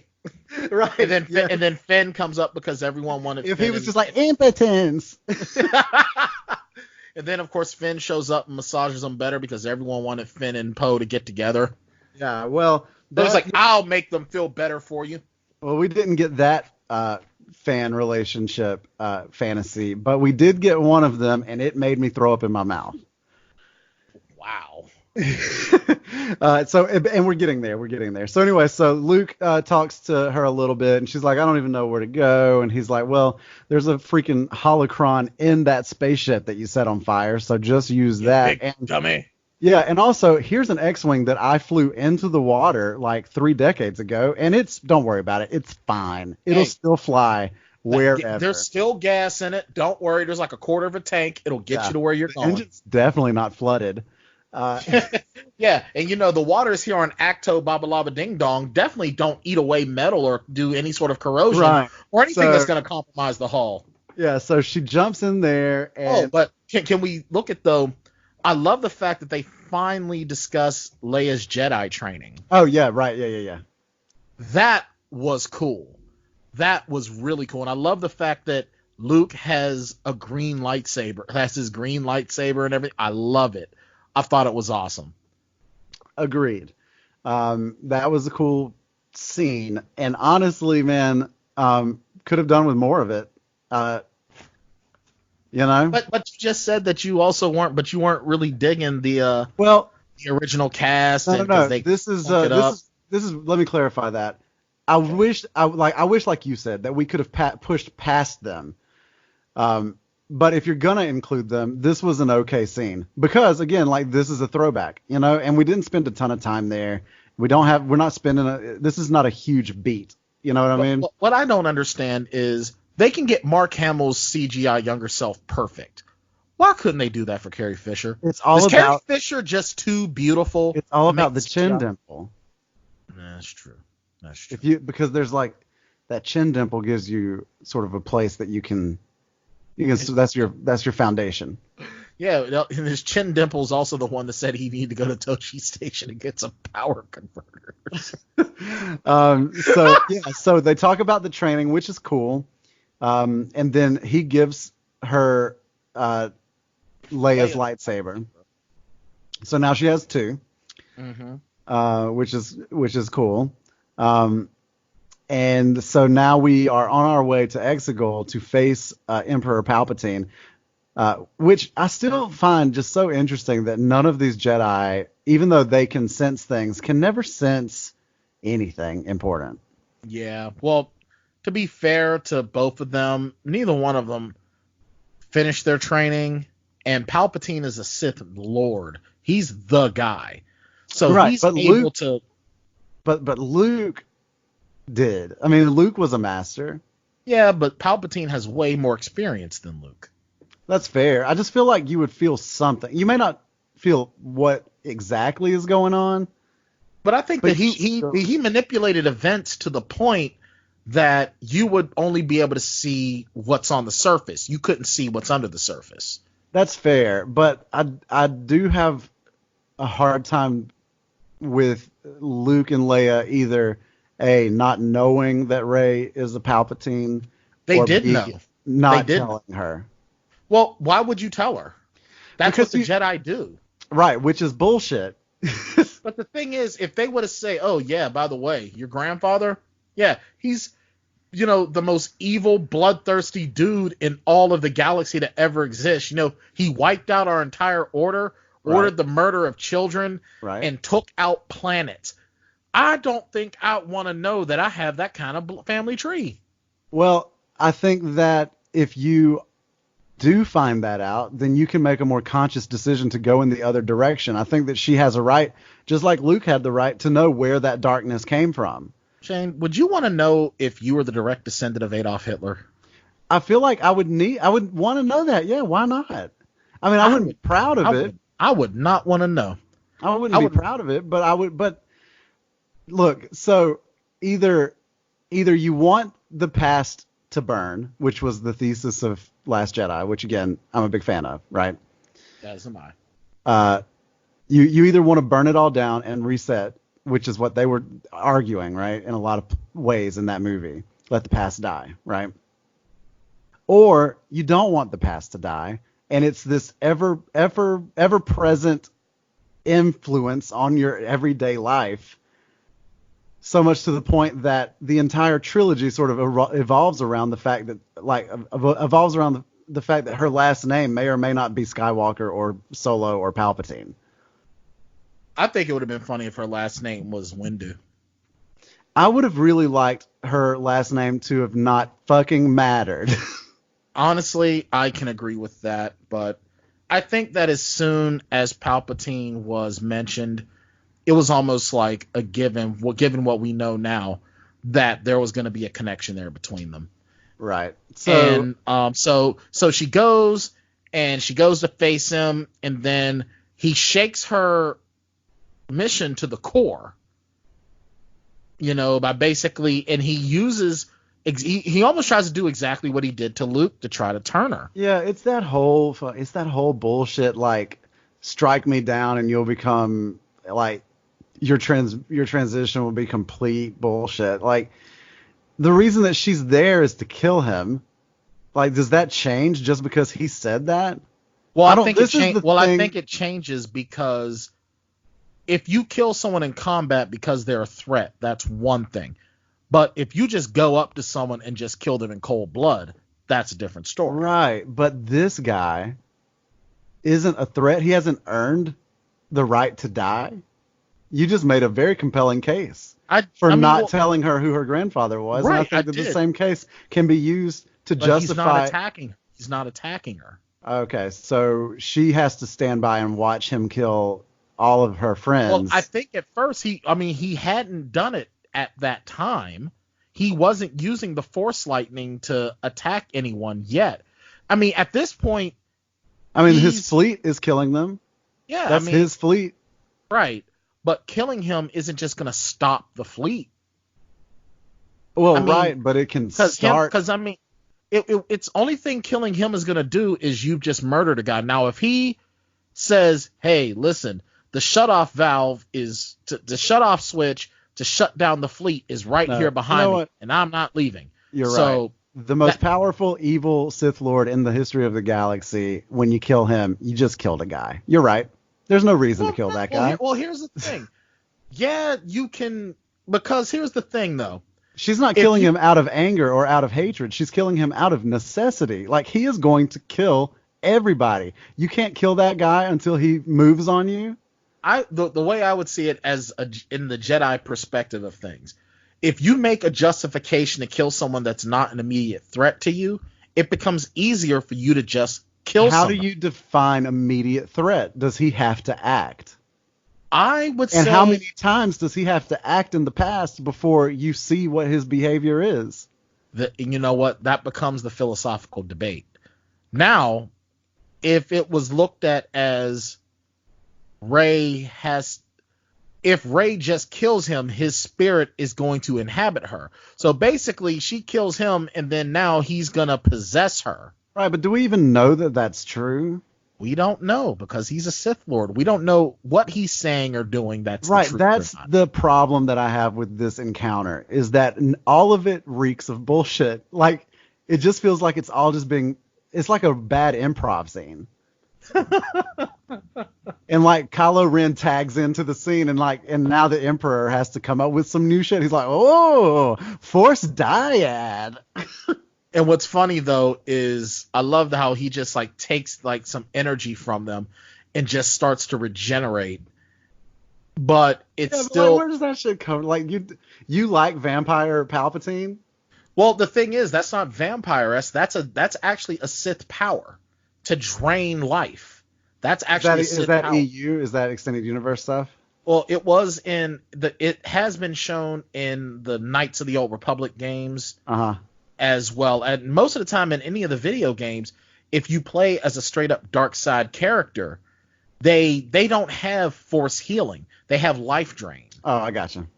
So he basically just used life drain to strengthen himself. And he didn't kill them.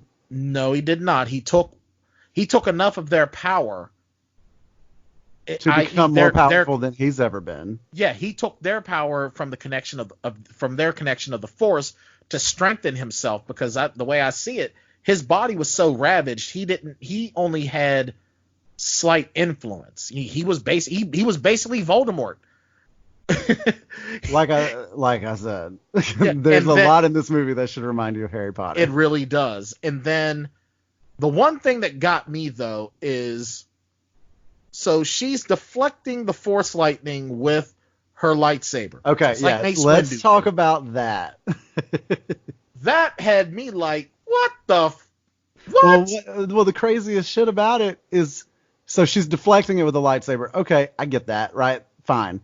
But now, just because you added a second lightsaber, you're like super strong now. I guess it's because now it's more. It's almost like, I don't know. Well, the implication there is that now she's finally tapped into the Force, right? Because she heard the voices of all the old Jedi. And so now she's got all of them, right? I am all of the Sith, and I am all the Jedi, and all of that, right? But it just still feels... And I am Iron Man. Yeah, it just kind of feels like, again, you're playing basketball with a 6-year-old, and he finally hits a shot, and he's like, that one was worth 30 points. Let's quit.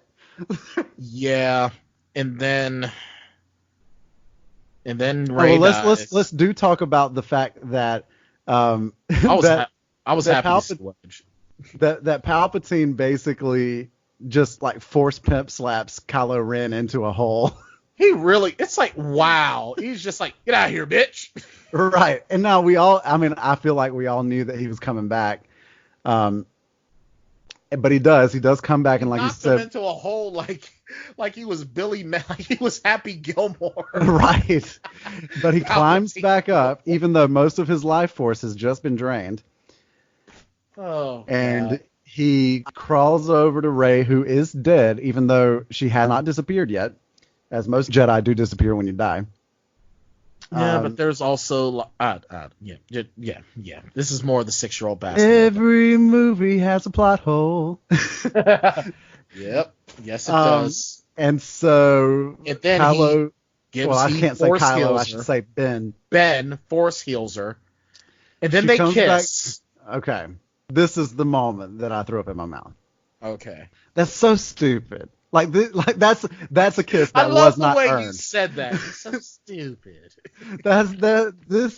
This is not a romantic moment, and this romantic moment was not earned in this movie. I did not like it. Thank God. Oh, sorry, I didn't like it. Now, here's the thing. Now, I saw some. Did you just do a little? Was that a little callback to Ren and Stimpy? Yes, it was. No, sir, I didn't like it. The horse. Yes. Nice. I grew a horse head. I became BoJack Horseman, and it was like, no, sir, I don't like it. I love that horse. I used to say that all the time. Me too. Me too. But now tell me what you think of this. I saw an article written on Twitter, and it was basically saying how this film sort of makes violence against women okay, because Kylo Ren had been manipulating and abusing Rey throughout the whole series, and then she kisses him when he saves her, when he brings her back from the dead. There's something to that, honestly. Now, I know that within the narrative of the film, he is a completely different person, right? That Ben Solo is not Kylo Ren. I get that. You get that. But it does send an interesting message to young children who may not be able to distinguish those things as clearly. You know what? Does that make sense? Yeah. Because here's what happens, right? So this is that whole like, we've been fighting. I hurt you, even though he didn't hurt her, right? Like, she got hurt, and then he brought her back. This is like, have you seen the new Dave Chappelle bits on Netflix? Any of them? Yeah, I've watched them. So you remember the bit where he talks about Iceberg Slim, the pimp?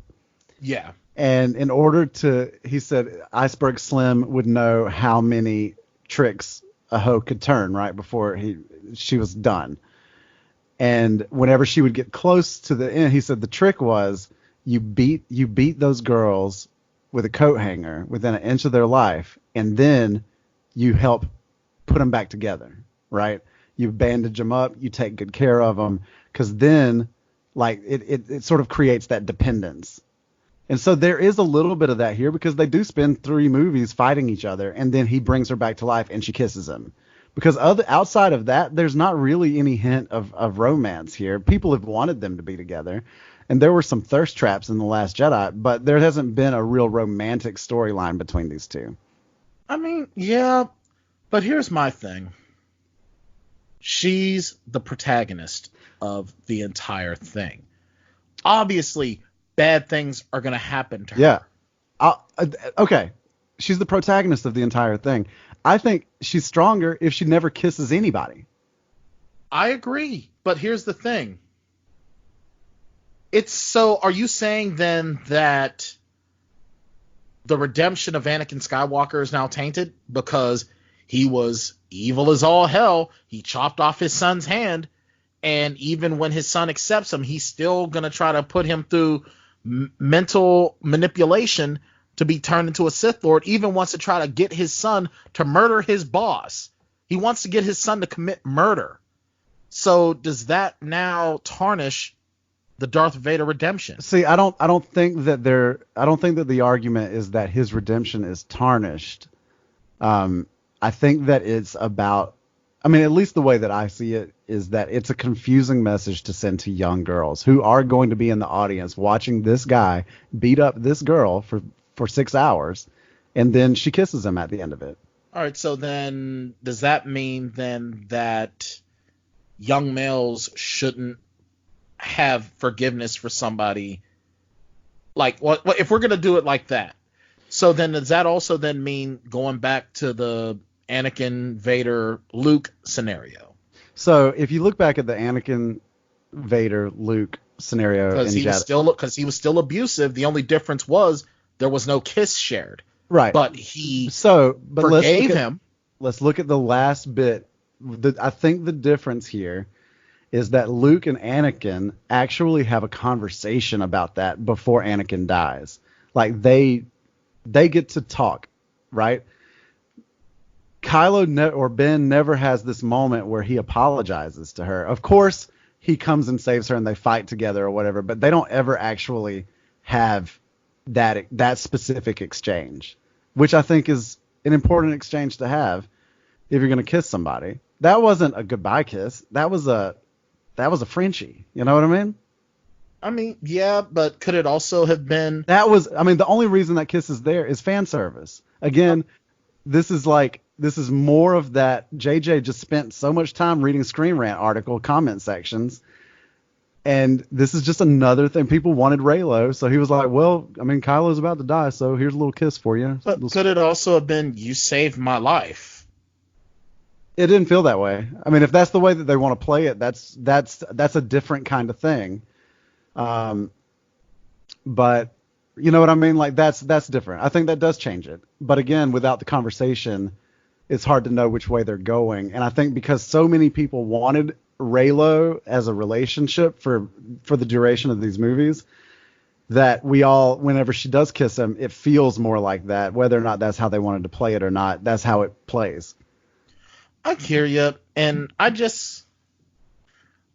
here's the thing. I'm not disputing. I'm just, taking I'm purposely taking an opposing stance. Absolutely. But I do understand why we want to have good role models and things for young girls, especially in an overly patriarchal society that's been extremely misogynistic. Absolutely. Right. But do you think maybe, just maybe, we should leave it up to the parents to teach these kids? It's not up to the movies to teach these kids things. It's up to the parents to do it. And not everything needs to turn into this sort of debate. Let it just be let it be open to someone else's interpretations, because I didn't see this so much as romance. I saw it as, you saved my life. You were my enemy and you just saved me. That's a cool way to see it, and that makes it somewhat better, because when I saw it, I didn't see it as the abused embracing her abuser. I saw it as a terrible fucking story choice. Yeah, I didn't see it as an abusee, with their abuser. I thought it was just a really, really poor choice. Again, like it was the biggest groan moment in our theater. It was one of those things that in a lot of other movies, when that happens, people would be like, yeah, or oh, or whatever. But in this one, it was just like, oh. It was kind of.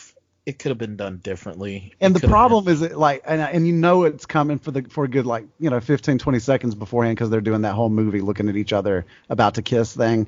And I'm just like, don't do it. That's so stupid. And they did it. And they did it. And it wasn't earned, in my opinion. Regardless. Although I kind of feel like also maybe we were getting to that with the fact that, I think in the discussions, remember when she said, I did want to take your hand, but I wanted to take Ben's, so I wanted to take Ben's hand.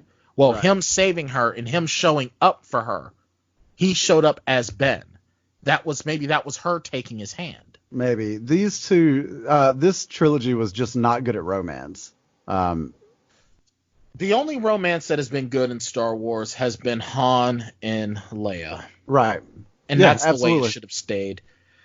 You know what sucks, though, is that as we're talking about this, and this is probably the third time that I brought this up, I went into this movie so excited. Even with the things that were kind of I enjoyed, and now I'm just looking, I was like, ugh. Well, I don't want to change. I don't want to taint your experience. It's already done. It's okay. It's already done. You're allowed to like it. That's not what I'm trying to. I know, but it's just like, as we're going into it and we're breaking it down, I don't love this movie as much as I did when I first walked out. Yeah. And it's sad because And it's nothing you did. It's nothing that anyone has done. It's just that I think I went into this movie with the fanfare and the excitement of, this is 43 years of history, and we're closing a chapter. We're closing this book. You know what I mean? Yeah. And I guess I got caught up into that. And with the return of Lando and Wedge, even Wedge only being on screen for like literally a blink and you miss him. And if you don't know who Wedge is, you don't give a shit. But, and then just everything that came about with Carrie Fisher and with all of it, I guess I was able to sort of gloss over these things. But now as we break it apart and we're doing it logically, I'm just like, yeah, I just felt like Disney. Yeah, I felt like JJ just really neutered this movie from actually doing anything interesting.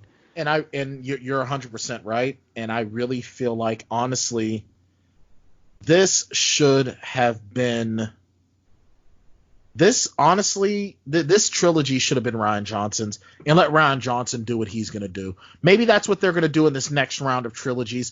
I don't know. But even, I believe, our leads, Oscar Isaacs, John Boyega, and Daisy Ridley all said they're done. And I can't blame them. I'd get away from it as soon as I could if I had to endure the bullshit that those three people have had to endure.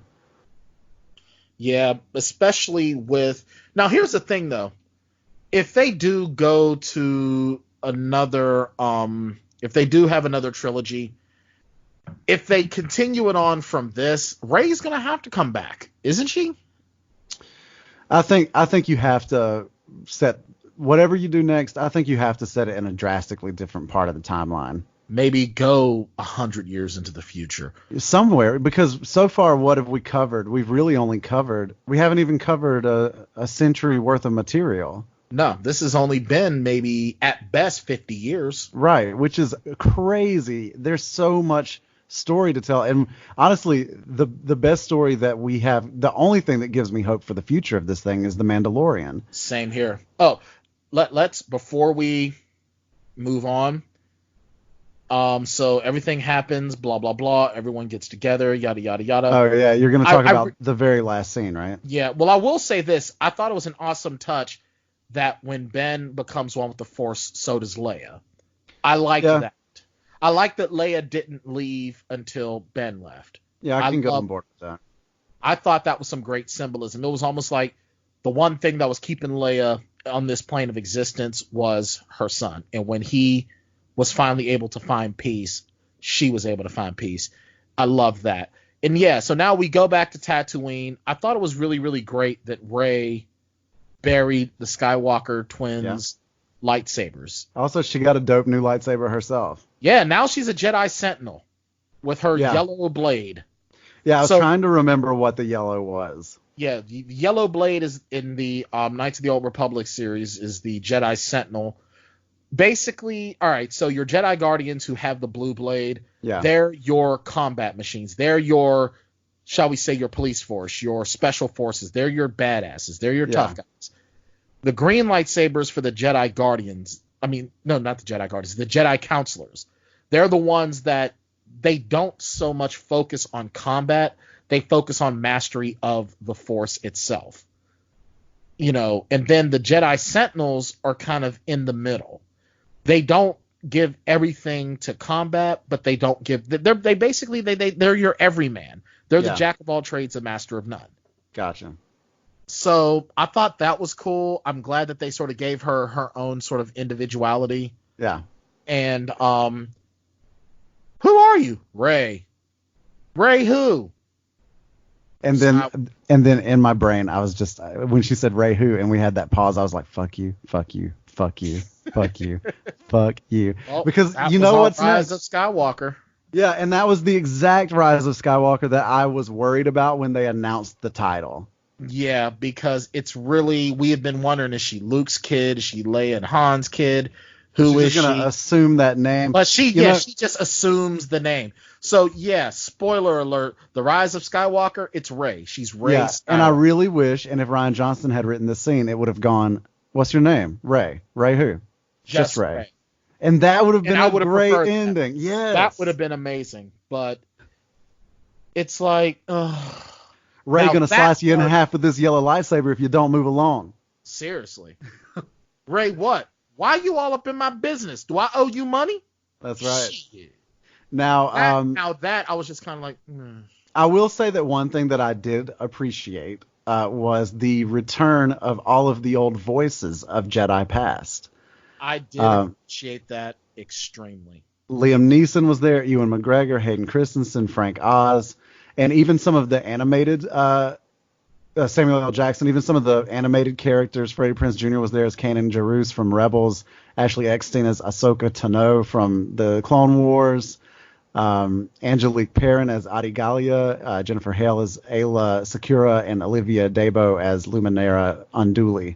So that was a really cool way of nodding to the animated stuff, and also bringing in the prequels and the original trilogy. I thought that was a really nice touch. I thought that was really cool. And you know what? Jennifer Hale, she was also the voice of Bastila Shan in Knights of the Old Republic. Ah, gotcha. So yeah, that was really cool. It felt. I love the fact that this was a battle between all of the Sith versus all of the Jedi, embodied in Palpatine and Rey. I thought that was really cool. I really want a live action Ahsoka Tano movie. I would watch that. Same here. I really do as well. I think that Ahsoka deserves it. I agree. I think that the character Ahsoka went from an annoying little Padawan to a very important figure. Yeah. And I feel bad. I'm glad that these shows are on Disney Plus now, so that I can start streaming them and really getting into them. Because I've been going back and getting into some of them too. Because it was hard to get into these, because it's like, well, my whole thing was, why do you keep putting stuff in the Clone Wars? Why do you keep doing that? And well, it's interesting because we don't actually see the Clone Wars in the movies, really. No, we don't. It's just mentioned. Yeah. So that was really cool. But I'm telling you, man. And I guess, I'll say this before we, get to our ratings. I don't love this movie as much as I did. And I wish wish that wasn't the case. But that's not the fault of anyone but our writers. J.J. Abrams. It's J.J. Abrams' fault, and it's Disney's fault. It's Disney's fault for not saddling one director with all three movies. Well, can we also cast blame where it's absolutely deserved, though? And that's with the toxic fandom. Yes. Because it's almost to the point where anyone that writes a Star Wars movie has to put up with these people and all their bitching and complaining. And then we get it to the point where it's almost like they're afraid to do anything definitive. I hate the precedent that this sets. That if this vocal, and I believe minority, because The Last Jedi had a higher cinema score. The Last Jedi is the best movie of this trilogy. Absolutely. Really, and I'll tell you something right now. You can at me at this. You can trash talk me. I hope somebody does at us. I do. Because I would actually happily take some of the... You can at us, at Plotaholics on anything. Exactly. And I'll tell you right now, it is in the top 5 of the best Star Wars, period. Top 5. I put it in my top 3. You know what? I didn't want to be too, whatever-ish, but I'll even go with top 3. Depending on the day, my top 3 include Empire, Last Jedi, and Rogue One. Like, those are the 3. They just move around. Honestly, I would say I would go with a top 4. I will go with those, and I will raise you A New Hope. Yeah, A New Hope is my 4 for sure. Yeah, so those are my top 4 right there. Last Jedi was amazing. It brought so much to the table, and I loved Cranky Luke. And even like the way that Force powers were introduced there. So I went back and watched The Last Jedi after I watched Rise of Skywalker to make sure that I wasn't wrong. You know what I mean? Mm-hmm. And Last Jedi feels like a story, and does. Rise of Skywalker feels like a seizure. Mm-hmm. I can understand that. I can understand. And it's just fan service, and like the lowest common denominator of fan service in a lot of cases. But I will say this: for all the negatives, a lot of love was put into this movie. A lot of love for Carrie Fisher was put into this. Yeah. I mean, JJ does love Star Wars. I just wish he hadn't, folded. I wish he would have taken control of this franchise, sort of like how he did with Star Trek. Star Trek, he took control. Yeah, he did what he wanted. And I've said this before too. Either give us the JJ trilogy, or give us the Rian Johnson trilogy, or give us the Trevorrow trilogy. If you're trying to make one coherent story across 3 films, don't let 3 different teams write and direct those movies. Yeah, because the one thing in the original, even though Lucas didn't direct all of them, he wrote them all. Right. So I think that at this point, this movie cries that this whole IP needs to be given over to Jon Favreau and let him work on it. Yeah, 100%. He should be the architect for this thing moving forward. If Kevin Feige is the architect for the MCU, Favreau needs to be the architect for this. He's young enough that he could do this for years upon years. Yeah. And he can even at this point now start grooming some younger writers. Yeah. So even if he doesn't feel like writing something, it's in his style. Absolutely. Yeah. So I think that The Mandalorian, if that's the future, then the future is bright. I'm mostly just kind of glad to have this trilogy behind us so we can move on to the next thing, which we aren't really sure what the next cinematic thing is going to look like, or who even really is going to be in charge of it. I mean, like we've alluded to, there have been rumors about a couple of different directors and director teams and things like that. And even Feige is rumored to be developing a Star Wars film. I want writers. If it's not Jon Favreau, I want unnamed writers, and I want an unknown director. Yeah, unless you want to give one to Taika Waititi. Yeah, I think Taika Waititi and Jon Favreau are the main people that I would trust. Yeah, but the only thing with Taika Waititi is that I don't want it to become a farce. I don't want it to become silly. I don't want Thor Ragnarok in my Star Wars. Yeah, I don't know, man. Like, even though some Thor Ragnarok wouldn't be bad, because Star Wars is fun. Yeah, but I also want that drama that comes with it. I want that heavy storytelling. Yeah, I mean, when you look at the original trilogy, you have a few characters that are the source of your levity. Those characters are Han Solo and the droids mostly. Absolutely. And you need those folks in there, and you have that in The Mandalorian in smaller doses. But again, you've got shorter episodes, so Baby Yoda gives you some of that levity.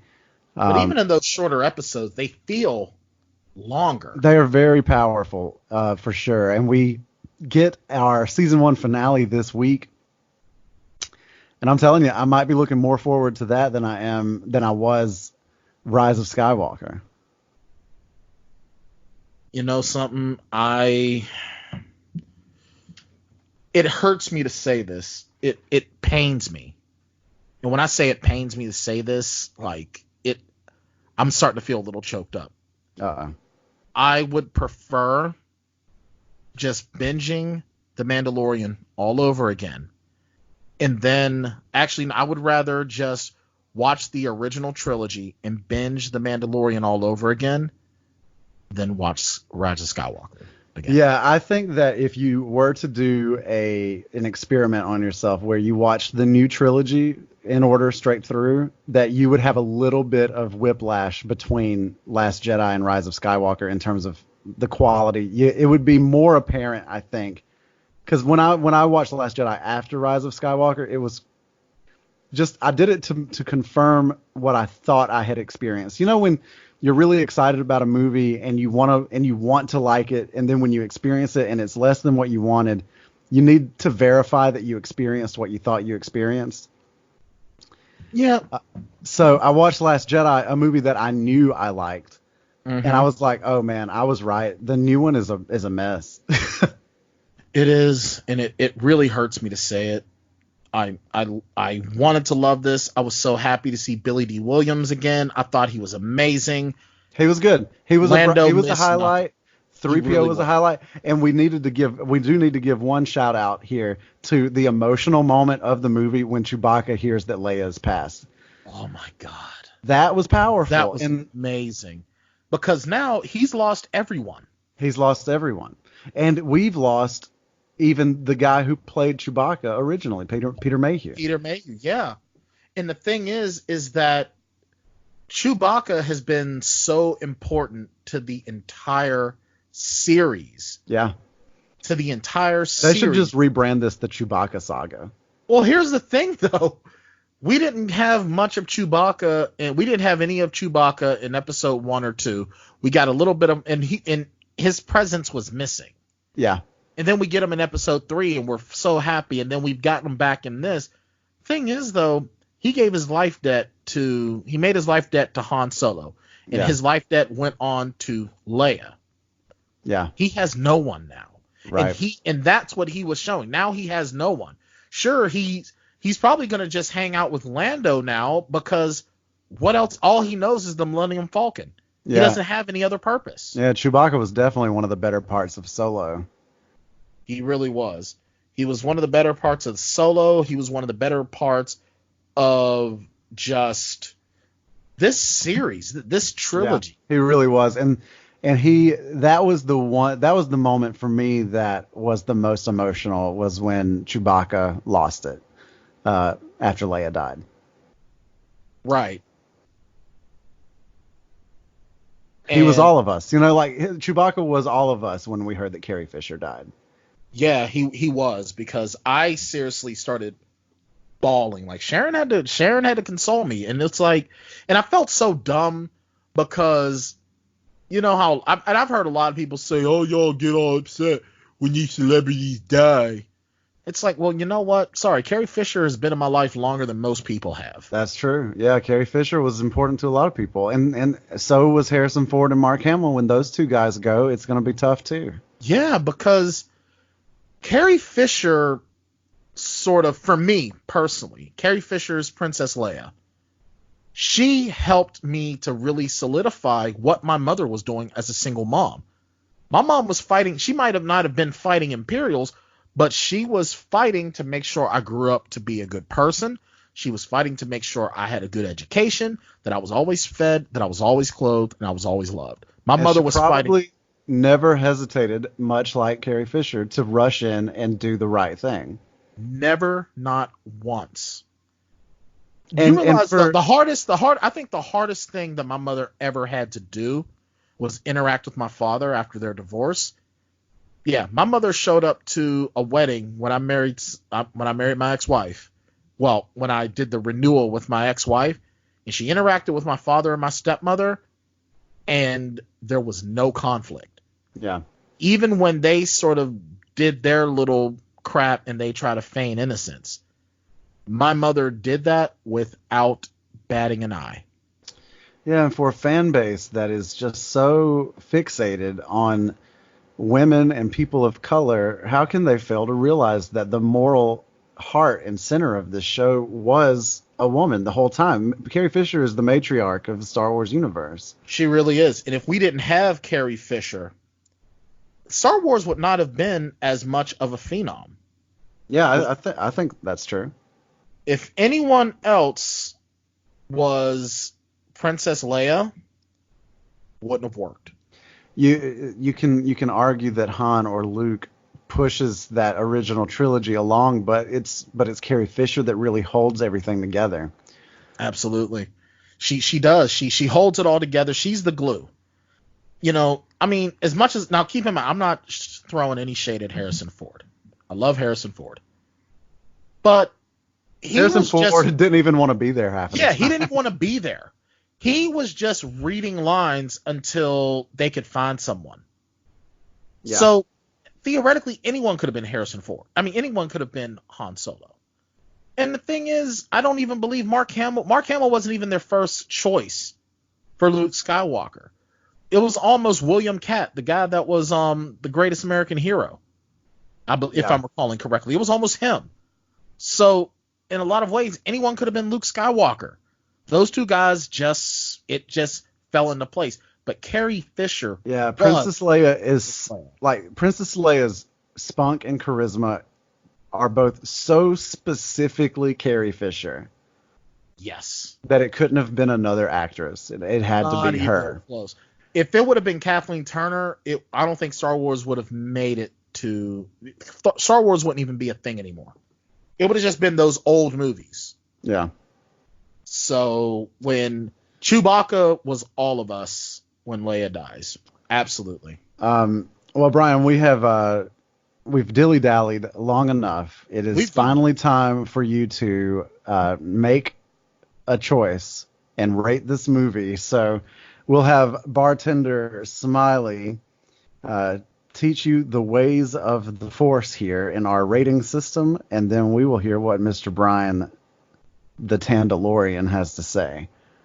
The Plotaholics rating system for the movies is a pretty simple system. Basically, they rate movies based on how many shots it takes to get through them. So if you got a good movie and you get through it all the way sober, then it takes 0 shots to get through the movie. And then if you got a really bad movie, then it could take up to 5 shots to get through the whole thing. I think you can try to figure out the middle part yourself. So what can I get you? All right, Brian. Well, do you want me to go first, or? No, I want to rip the Band-Aid right off. All right.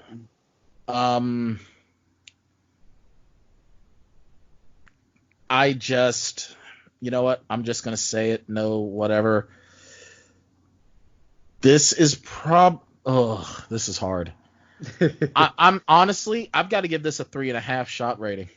I have to. Yeah. The only thing that keeps me from giving this a 4 shot rating, the only thing is my affection for Carrie Fisher, my affection for Mark Hamill, and just the story arc with Poe and with Finn. You know, and I mean, obviously, you know, Rey goes without saying. You know, Daisy Ridley, for all the trash talk or whatever of the story and everything that was done, Daisy Ridley still is good. She is our 3 leads: Daisy Ridley, Oscar Isaacs, and John Boyega. Yeah, man, I just hate that they weren't given more good stuff to do, because they are all 3 excellent. They are amazing actors and actresses. They are very amazing at their crafts. They were given nothing challenging to do. Well, and the underutilization of Rose is also a pretty hard strike. That is a crime.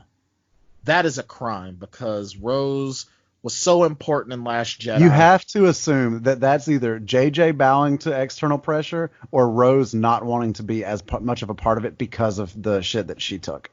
And I'll tell you the truth, I would rather it be because she didn't want as much of the. I would rather it be that. I'd rather it be her choice as well, but regardless, it's a travesty that she wasn't more involved. She should have been in the Falcon with them. She should have been on that adventure with them. She was solidified as a part of that group in Last Jedi.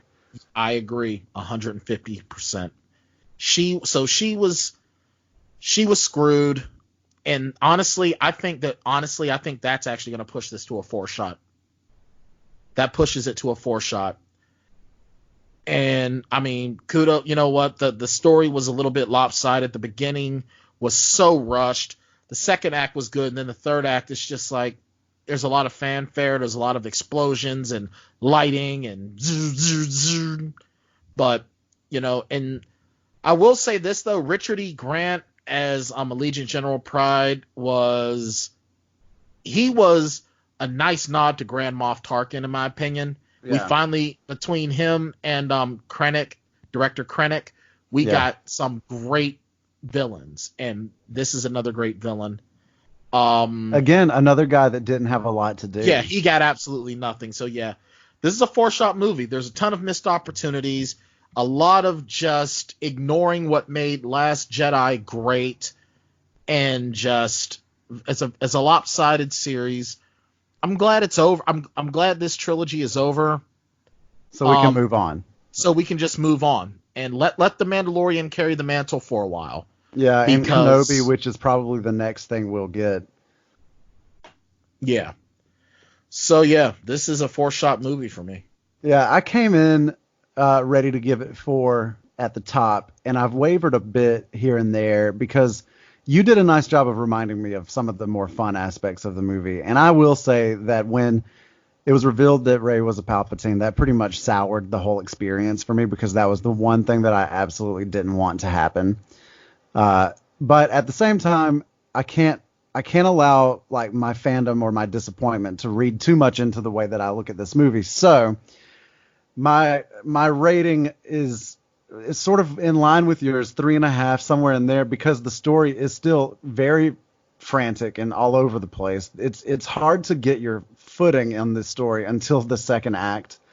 There's a lot of just kind of pandering service here. I also don't like that they didn't use Rose really at all, that they just still didn't give Maz Kanata anything to do. That they had all of these really great actors and really great characters that didn't do anything or go anywhere. And that is an oversight. And so I give this movie a 3.5 or a 4-shot rating as well. Because the story just, it didn't stick the landing that was set up in the previous 2 movies. Because say what you want about Rian Johnson's movie, but it made sense in light of what happened in The Force Awakens. This movie tried so hard to unwrite The Last Jedi that it ended up writing itself into some corners. It really did. And what really upsets me is, once again, when I'm hearing people saying stuff like, oh, this was social is this social justice warrior up and blah, blah, blah. Last Jedi was not a social justice warrior film. No, it wasn't. It was a solid ass film. It was probably one of the best Star Wars. It was the best Star Wars movies that we had in 20 years. If Rian Johnson had directed that same movie and it hadn't had the word Star Wars on it, people would have loved it. Exactly. So in this film, and a lot of people did love that movie. There's just a very vocal group out there that hated it. I agree. And it's because, you know what? It's like, if you have some underlining issues, that's fine. Keep it out of my Star Wars. Yeah. And this film, like you said, is trying so hard to sort of, like, whether it's malicious because of a rift between Rian Johnson and J.J. Abrams, or J.J. Abrams trying to win back fanboys, I don't know, but like you said, I think one of the big problems here is that J.J. Abrams is one of those fanboys, and that's very sad. You know what I mean? Like, I don't know that he's as vocal or as toxic as some of them that you see online, but I do think that J.J. Abrams didn't like what Rian Johnson did with the story that he started. And if that's the case, dude, then you tell the story. Yeah, you should have told the story from word go and kept doing it. Right. You can't run a relay race and then be upset that you didn't run the whole thing. Right. And like I said, it's just... So regardless, I was really hoping when we put Rise of Skywalker on our schedule that it was going to be a fun, like just kind of a Star Wars circle jerk. But I'm glad that we did the live show a couple of weeks ago, because that was more fun than this was. Yeah, and I'll tell you something right now. I truly wish that this could have been better. Well, I'm seeing all these people saying, I love this movie or I hated this movie. I walked out of this movie loving it. And as I sat and thought about it, and as we've broken apart, you know what, though? It's a part of Star Wars, and I'm going to love it anyway. Yeah. When it comes out on home media, I'm going to own it, and I'm going to watch the shit out of it all. Hey, if I could love... This isn't by any means the worst Star Wars movie. Right. It's middle of the pack. Yeah, and I do think that I will have more fun with it the second time I watch it. I think when you can watch it as not a plotaholic, but just... Yeah, that's part of it. But also all of the... I now know all of the disappointing notes that are going to hit. And so I don't have to experience that. This time I can just experience the fun stuff. Yeah. And And that might change my rating for it, later down the line. So maybe we offer. Yeah, let's revisit this and say like when the Obi-Wan show comes out. Yeah, we'll look back on this then.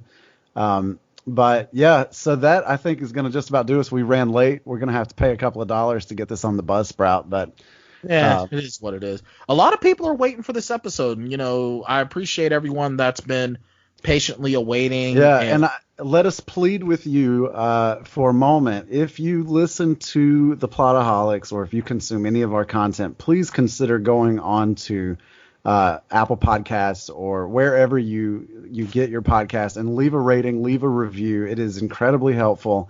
And as we are starting to prepare for the next phase in the Plotaholics life, it would really help us if we had more of those reviews and ratings.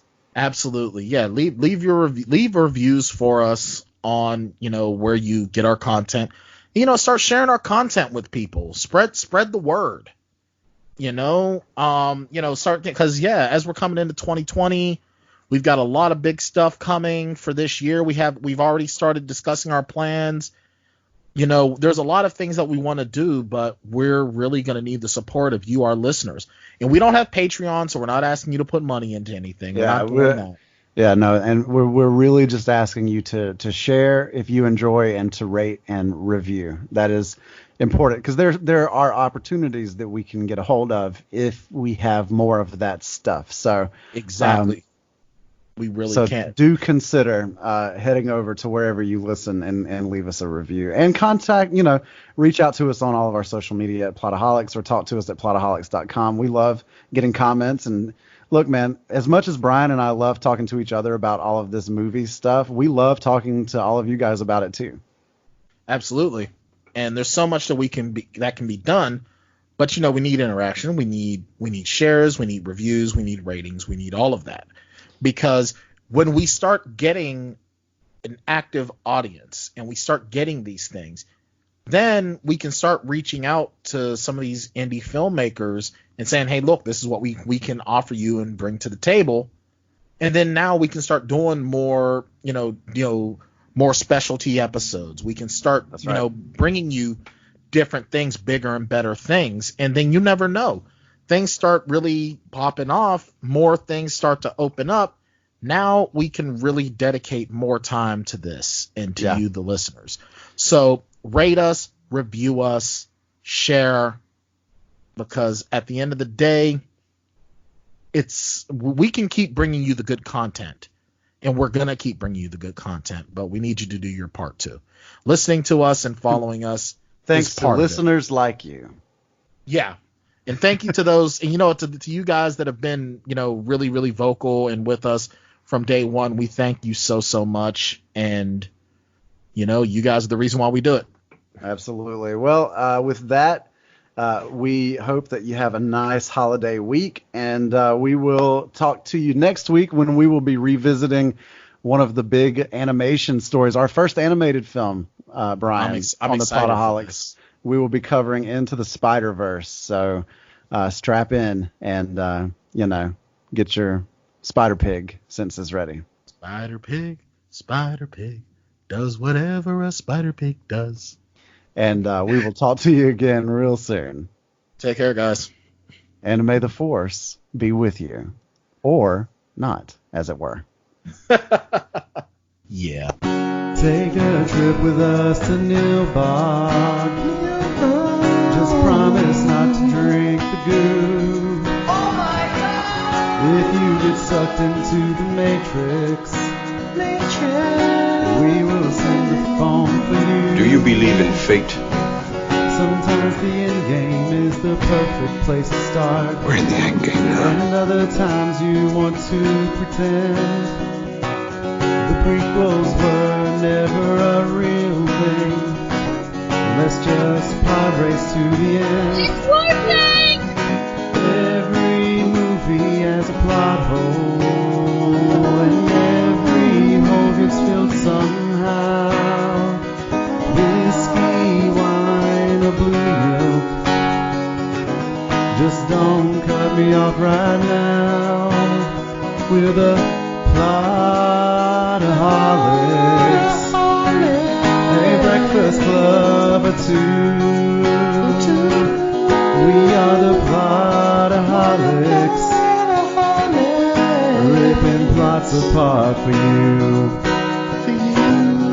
Shane and Bryan are an island, two real-life misfit toys, wanting to be a RoboCop. Thank you for your cooperation. Settling for Black Circle boys, and just like Dr. Hammond, extracting amber from wood. And later there's running and screaming. A little too busy asking if we could, and never asking if we should. But every movie has a plot hole, and every hole gets filled somehow with whiskey, wine, or blue milk. Just don't cut me off right now.